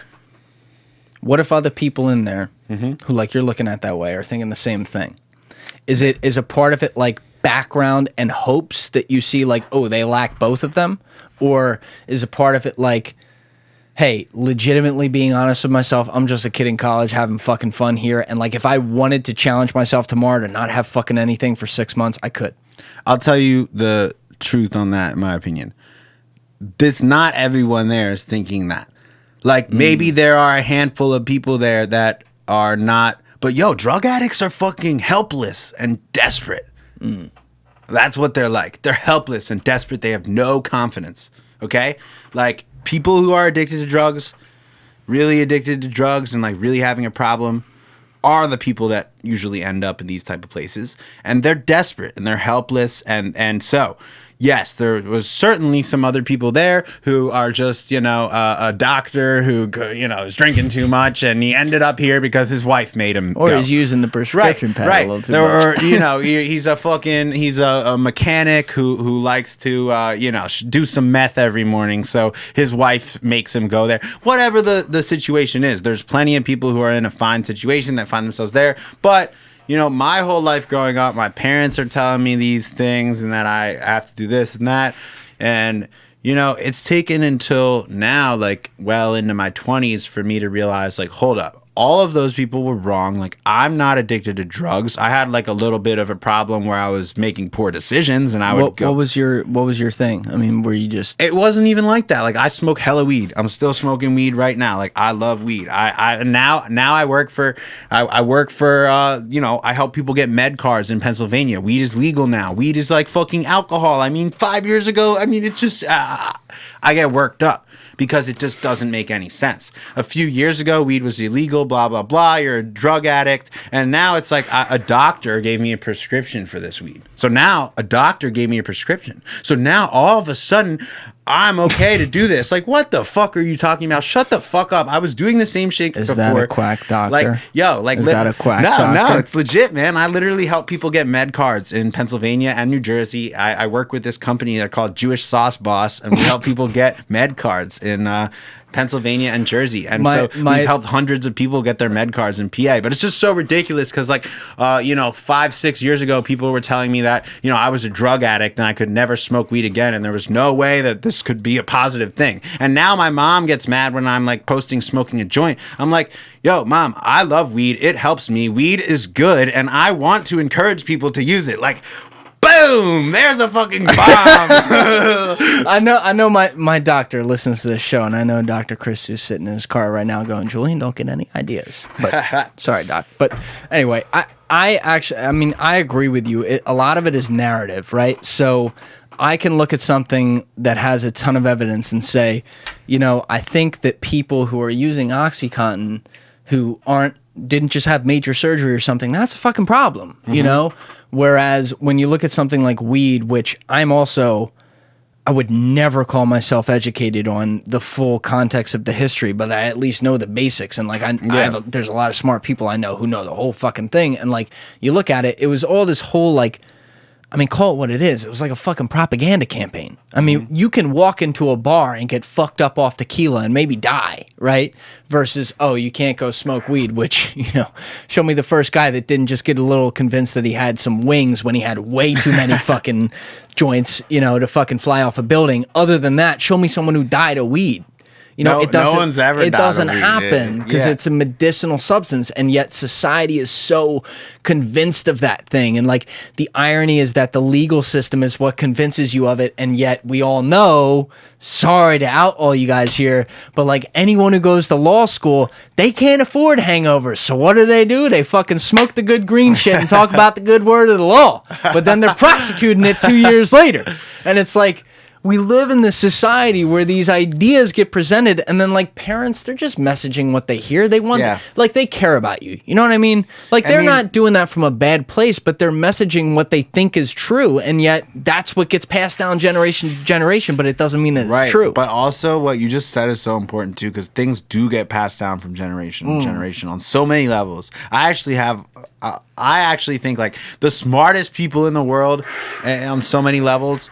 Like, I think there's so much family type of knowledge, like really smart, really rich and powerful people are able to pass down knowledge to their kids that is like so interesting and valuable. And so anyway, like, on this subject of addiction and just the way that society treats it and how it's affected me personally, I think you hit the nail on the head when you said it's a business, and people are so deeply invested in this system of drug addiction treatment and like telling people that they are addicts. And I just think that this was invented in the 1950s, and people have not given a serious look to the psychological side effects of telling someone that they're an addict, and if they do one beer, they're gonna die.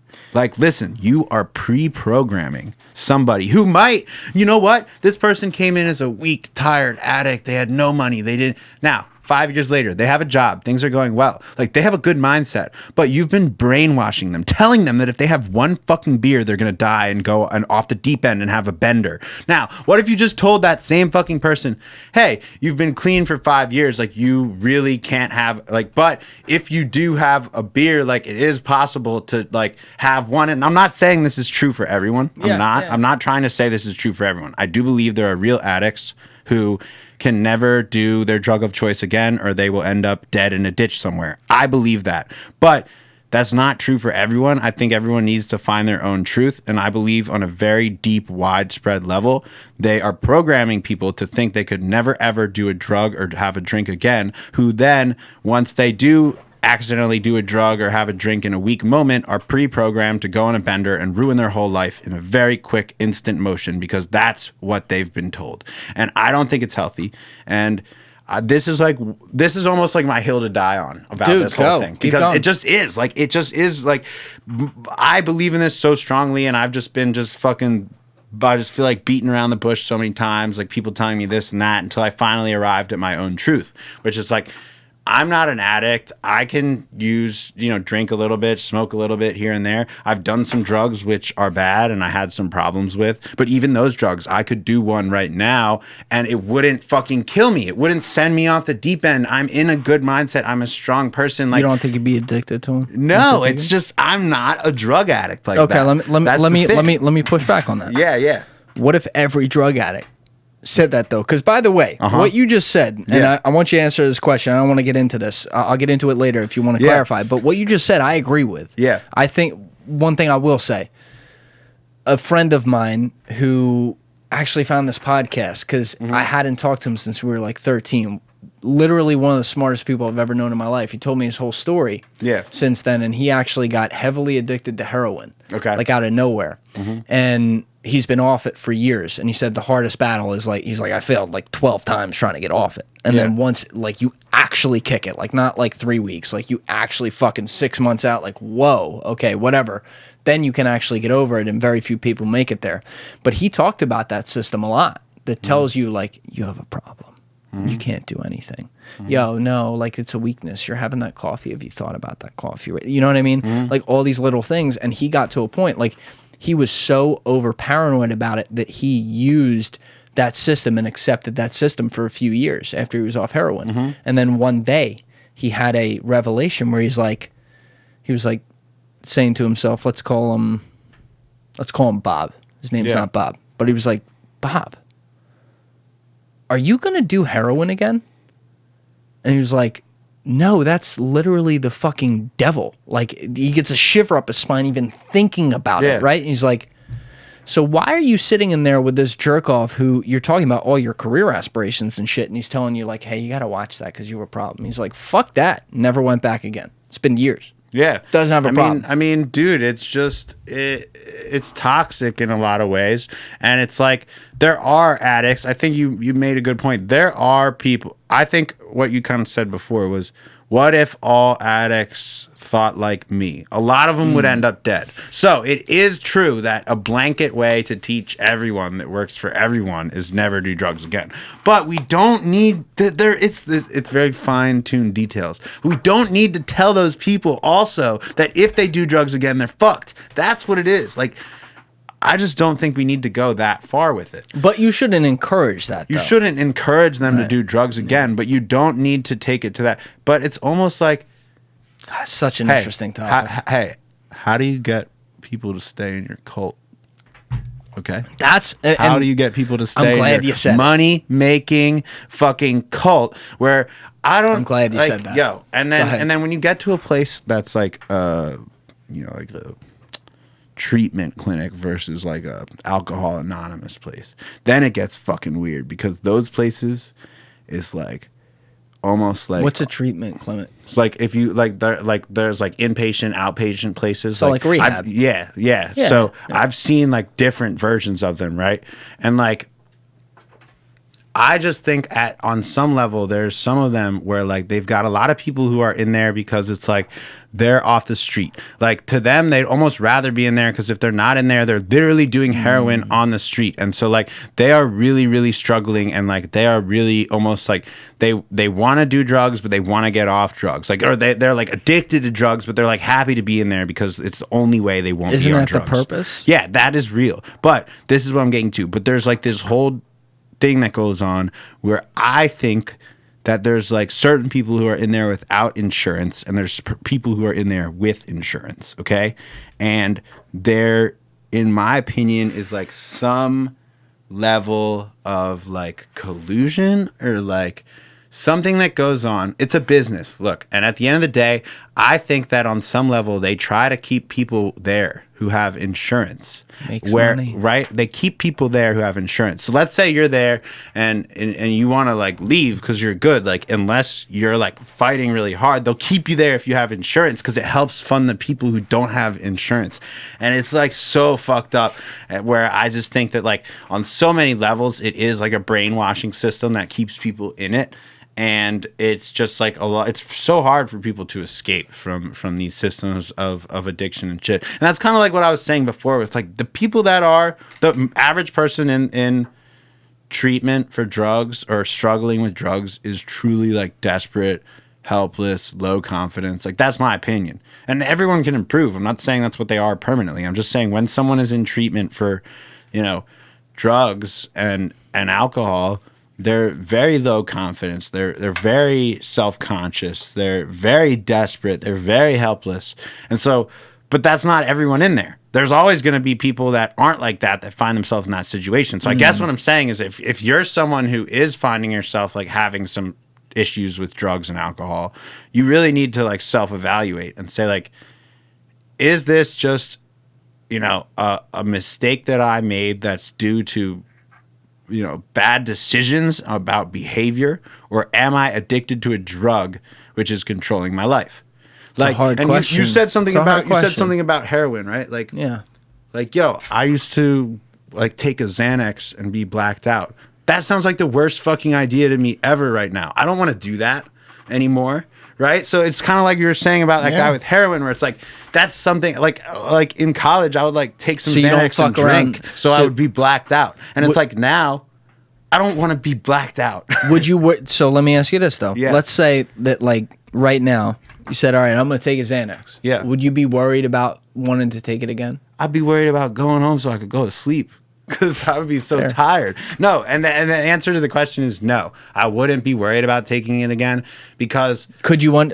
Sorry to cut you off, but could you understand if people look back at you and you say, come on? Come on to what? To that answer. Like, come on.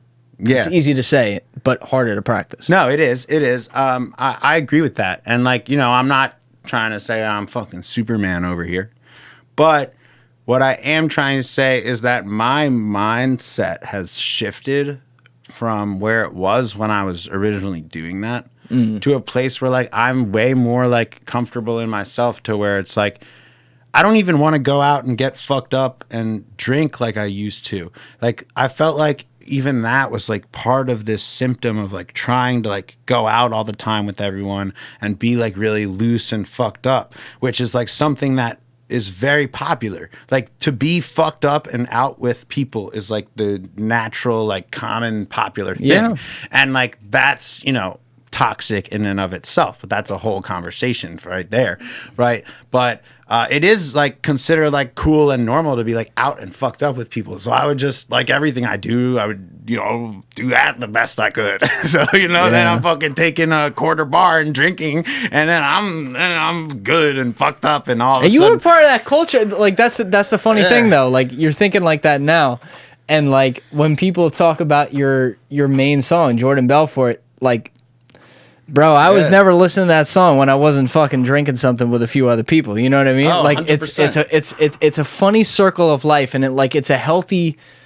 I'm gonna say this very wrong and look back on it and be like, what the fuck did I just say? But it's like a healthy circle of hypocrisy, because out of one side of our mouths, and I'll speak for myself as well with you, out of one side of our mouths, we can say like, yo, we don't have to do that. Like that's a weird thing to think of. And then out of the other side, we can fucking play the song Jordan Belfort and be like, let's get fucked up tonight and be able to have a good time and not worry about like, yo, this is gonna be a cycle where we do this 7 days a week. Right. And that's where we can kind of go back to people look at me and they think that I must be like Jordan Belfort from the movie, where it's like I'm getting fucked up every day of the week trying to fuck everyone's wife and trying to take 10 Quaaludes or whatever, right? So you get to the car, right? You get to the car on Ludes. It's a wild game. It's a wild. You got it down, it's a man. wild game. So you get to the car, and then suddenly you think you can drive.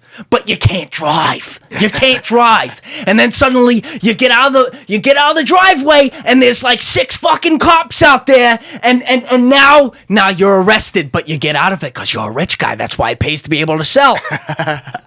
Dude, and what it comes down to is I can rap about partying and rap about turning up and having a good time. Because I've done plenty of that. But that doesn't mean I have to do that every day and live this completely toxic lifestyle just because. And even on a deeper level, it's like I rap about like fucking all these bitches. And like even probably some of my music is talking about like cheating and infidelity. Like I don't cheat on my girlfriends. I'm not going to cheat on my wife. Like none of that shit. Like rapping about that doesn't make me fake. Rapping about that does not make me fake. That's So why do you rap about it? Because it's talking about experiences, it's giving people emotion, right? So it's like I rap about different things that I'm trying to paint a vision and paint a picture, right? So it's like as an artist, like let's take someone who's a visual artist, right? I mean, you have different styles of artists, but it's all about the artist's interpretation of what they see, right? So, like, when I make music, it's about a vibe. It's about a feeling, right? Like, I can rap about, I just popped a Molly and I think this be my third. I don't think I ever popped 3 Mollies. That's a lot of Mollies, man. That's a lot of Mollies. I mean, maybe 2. But the point of the matter is, you got all these rappers rapping about this and this and that, and it's just like, you know, it is about like staying true to yourself. Like I think I like to think that I am very true to myself in my rap. Like, you know, even Jordan Belfort, that song is just like me and my homie. We're just rapping about Jordan Belfort. Like my album is about crypto shit that I do. But I'm not going to be a boring ass, like lame in that and only rap about like, you know, I sit in my house most days of the week. Am I just going to rap about sitting in the house? No, you got to make a story. So just like any artistic work, it's all about making a vision, I think. And so, you know, I think it's about like drawing the line between like, look, if I'm rapping about like catching bodies and shooting people in the street, that's pretty far away from, you know, what my lifestyle is like. I'm not going to rap about that stuff. Yeah. But at the same time, if you're not like an exaggerated caricature of yourself in your music, I think that like then you're not doing yourself full artistic justice. Like you have to be this extreme, like vibrant version of yourself. There's an ability as an artist to paint the exaggeration, right? So even use a basic example, someone who's like a visual artist, so like a Picasso. Yeah. When Picasso, I mean, he was brilliant, but when he painted, was he painting what a real human looked like? No, he was painting this Molly version of what a human could look like, right? Right. And yet right, it was this art because it was this descriptive, like, subconscious nature of it. And so when I look at you talking about lyrics, or I hear about, I should say, you talking about lyrics and being able to rap about topics that maybe don't represent you or whatever, it's still, in my opinion, based on what you're saying, you're looking at it like it's coming from a place where these are things that other people experience or other people think about, and maybe it's not great, but I'll leave the listener to judge what's great and what's not. We're going to create a vibe based on what you see when you go out and you experience all different types of people. Yeah, you put that perfectly, man. I mean, that's really what it's all about. Is it's just like creating a vision that's interesting and exciting, and then people can interpret it however they want.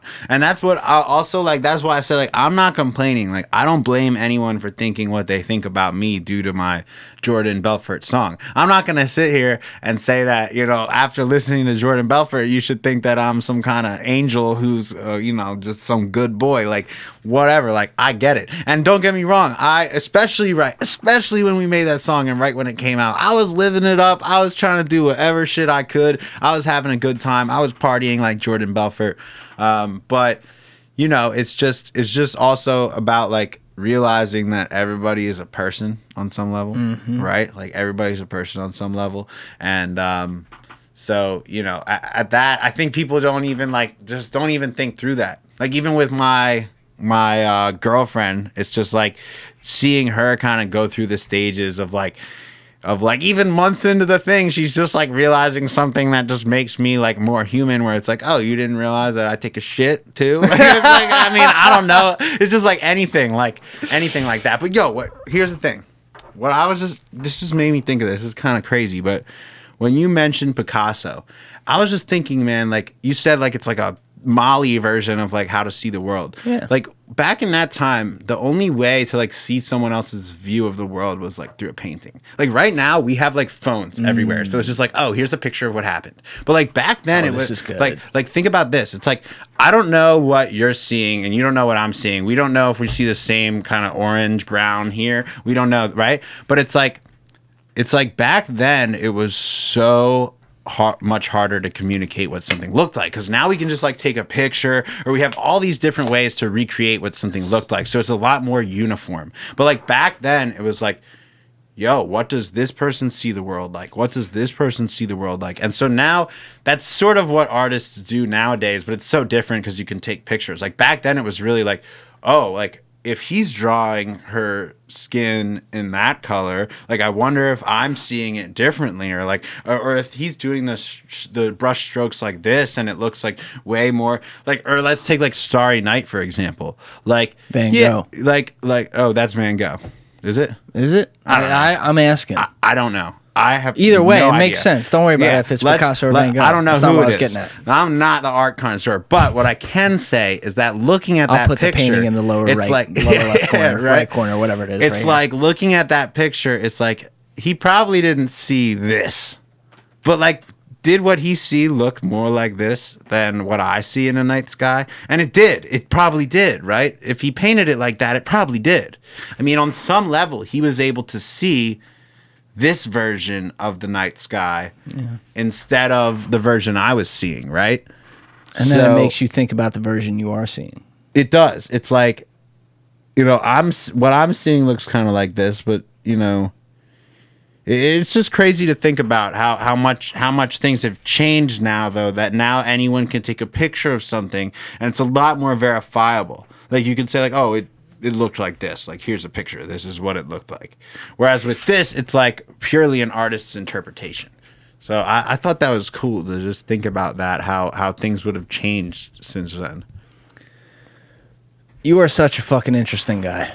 Hey, man, you too. This has been great. Thank you. This is the longest podcast I've ever done. That's by far. I mean, I'm not looking at the clock, but that's the idea, because we want to get lost in it and not know that, like, you know, we've been going for a while. But no, it's good. You know, I have the biological clock that we're close to 3 hours here, so I do want to wrap up soon. But you know, first of all, there's a lot we didn't get to today that I'd love to continue to ask you about and whatever, and I'm sure we'll talk about it off camera and then, you know, eventually do it on camera again. But you know, looking at how you view the world, I talked about earlier, that whole creative and businessman vibe where you have it mixed into one, which is so important. But, you know, you're talking about perspective of things and how other people see it. And then that's like, oh, now I can see it that way. And like, I go back to your song that really blew up that everyone knows you as, and they don't know the other songs, most people, right? Yeah. You know, and nobody does. Right? Nobody. Yeah. Right? It's such a, you know, you have such a unique path in the sense that there's one that just set a bar that was insane. And yet I kind of expected somebody here, because obviously I didn't know you before this, somebody who would be more like just totally vibing off that song and kind of like almost, what's the word I'm looking for here? Frustrated that people couldn't see that like all the other songs you made after it or everything you've done after it is at the same level. But what I've seen instead is somebody who's very, very realistic about what your path has been and all the steps of it, including like some of the things where people fucked you over. Not getting like too like, yo, fuck all them. It's like, yo, also we had to learn shit. And yet you still have that same creative furor. Like you have that mindset of like, yeah, I'm gonna create some fucking culture shit. Like we're gonna do some cool shit here. I don't know what's gonna happen, but fuck it. Like I'm involved in some cool shit. We're gonna go. And like it's a beautiful thing, because I think a lot of people who had fallen quote unquote victim to like on anything, music, art, paintings, whatever it is, of like one hit wonder, they get pissed off at the world for a long time afterwards. And what it does is it prevents them from doing something epic afterwards, because they can't ever put themselves in that mindset. Yeah, I mean, you don't fall into that though. But here's the thing, I did though. I think that's what I fell into when I went back to school and I was telling people that I wasn't going to make music again. Now maybe I dealt with that better than somebody who only had music going for them. I mean, it was like kind of a blessing that I had school to go back to so I could take that time and refocus on something else, which I was like instantly back into something else successful to refocus, where then I could quickly figure out, hey, I want to switch back to music, if that makes sense. Versus like, let's say I didn't have school to go back to, and, you know, I just had nothing to do, then it was like, there would have been like it would have taken me longer to just figure out how to readjust, I feel like. You know, like having to switch and then like switch back. It's like, okay, are you doing this shit? Because it's like, I went this way. So it's like, if you're coming back this way, you better be turning hard, right? Do you realize how that's the opposite? That, like, not all the way, but like in some ways, it's the opposite in the sense that you went back to school and you're like, yeah, maybe I won't make music anymore. You kind of like, not that I want you to do that, because that's not what you should do, but like you went the opposite way in the sense that most people are like, yo, I'm going to create the next fucking 300 million stream song tomorrow because I can. Yeah. And you were like, yeah, I might be done. Yeah, well, you try to do that for a couple of years. You try to do that for a couple of years without success, and then you realize that it's like really hard. But then coming back to it, what I realized is that I didn't try for long enough. And that if I kept trying forever, I would undoubtedly succeed. And so that's something that I realized, that music industry is just about continuing your vision. If you have good music, you have good music. You have to know that. I can't tell you. I mean, I can tell you if you play me your song, but I'm not going to listen to your song. Like that, like, look, I'm being honest, right? I'm not going to listen to your song unless you're like paying me or something. And if you're lucky, maybe I'll click your damn link. And guess what? That you just need to send that link to everyone. But the point of it is, if you have good music, you have to know that more than anyone else. It doesn't matter if I think it's good. You have to know before you send it to me that it's good, because that's what's going to carry you through to success, not just me thinking one song is good. Because if I or any artist, if Jay-Z thinks your song is good, but he's not going to help you, it doesn't really do you any good at all. I mean, so all it does is maybe then what? Inspire you to have the confidence that the song is good, so then you can go chase your dreams. Like what? You should have just known that from the beginning and just said, my song is fucking good. I don't give a motherfuck if Jay-Z thinks it's good or hears it. And that's hard to do. You got to be honest. You got to be honest about that conversation, though. Yeah. You know, like, and you know this as a creative. Yeah. You have to be brutally like separate yourself from the world, what anyone else thinks, good and bad, and be like, on the level is whatever the fuck you just created. I don't know what it is, but like, is this good? And like, there are a lot of people who can't. They think everything they created, like, yo, this is amazing, and it's like you have to err on the other side and kind of be like, all right, assume this sucks. Why doesn't it suck? Yeah. And then if you can, and that's the thing, like, it's not like just tooting your own horn. It's like, if you can get past legitimately those questions and those doubts and get to a point where you have evidence in your head that you know is real evidence that like, yo, this is good.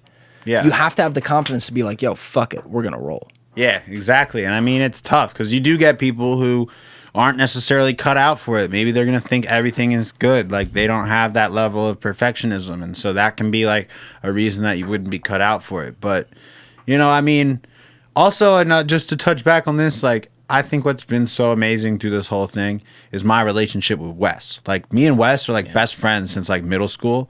And like, there's so many situations where people get torn apart from some situation like this, or just from being in business together and then like going out of business together or whatever. Like, me and Wes toured together, did 40, 50 plus shows. Then we like barely talked for a year or two, not out of something negative, just because like, yo, I was with him every fucking day for and like then you 2 were in years. New Orleans. And then I was in New Orleans, and it was just like we would just talk every couple of weeks. It was like, yo, what's good? But it's just like that's life, bro. That's life. a beautiful Sometimes thing. you have those friends where it's just like, if I don't talk to you for a month, it's just because we're both busy. I could call you up and ask you for anything right now. That's the beautiful thing. But just like through the whole process, like there was never any arguments about like who made the song or anything, like 50-50 on everything. Like, because it was Wes's beat. Wes had completely made the beat, and beat, I had thought of the Jordan Belfort idea, and then we wrote the song together. And so, you know, we were 50-50 on everything. Like, I will always be grateful for Wes, that, you know, he was so on board with that, and just like we've maintained our friendship through the whole thing, and just like it's always been like our friendship above any dumbass business shit. And so I think, like you said, like that's kind of what has helped maintain like not being mad at the world and shit. It's just like, yo, we were doing our best, doing what we could, and it's just like if nothing else, we did that. We did that. Multi-platinum record, Atlantic Records. We did that shit. Yes, and you it's did. done, and most people never get there. And now I hope to reach even higher goals, and I'm working on my shit. But it's just like, I also just want to be an inspiration in any way I can to people that, might find themselves in similar situations. I mean, it's like, I'm not the same as some kid who comes from absolutely nothing and I'm dirt poor and I don't have my parents. I'm not that kid, but I am the kid who never thought I could do something creative and thought I was kind of pinholed into this get a business job, go to college thing. And I've kind of figured out my own way with that. So, it's a different. I know I can be inspirational to someone else out there, and if I can help someone else out to chase their dreams, that's all I want to do. Ultimately, that's what it's all about. Dyl, that's well said, man. That's a great spot to leave it. Because there's like 12 things I'd attack right now, and we'd be here for like another 3 hours. So, well, that's good, man. We'll come back. We'll get another one. We're gonna do one again, 100%. Yeah. I love that. By the way, though, that last point about that friendship through the years, even through all this, that's a beautiful thing. And that's and it's real too. Like, you can tell, like, when you watch you guys on Jordan Belfort together, like, you can fucking tell, like, you guys are boys, haven't skipped a beat through it all. That's an amazing thing. It's a testament to both of you. Obviously I only know you now, but listen, man, this was awesome. I think your career so far in its early trajectory, for so many different reasons, is a very interesting example for a lot of people. And you have a lot of very great perspectives that you got at a young age, too. Definitely. That is awesome. And I love giving that a platform. So thank you for man. doing it. Yeah, very thanks for much. having me on, man. It's been real, and we'll do it again soon. 100%, brother. Yes, sir. All right. Everybody else, you know what it is. Give it a thought. Get back to me. Yeah. Peace.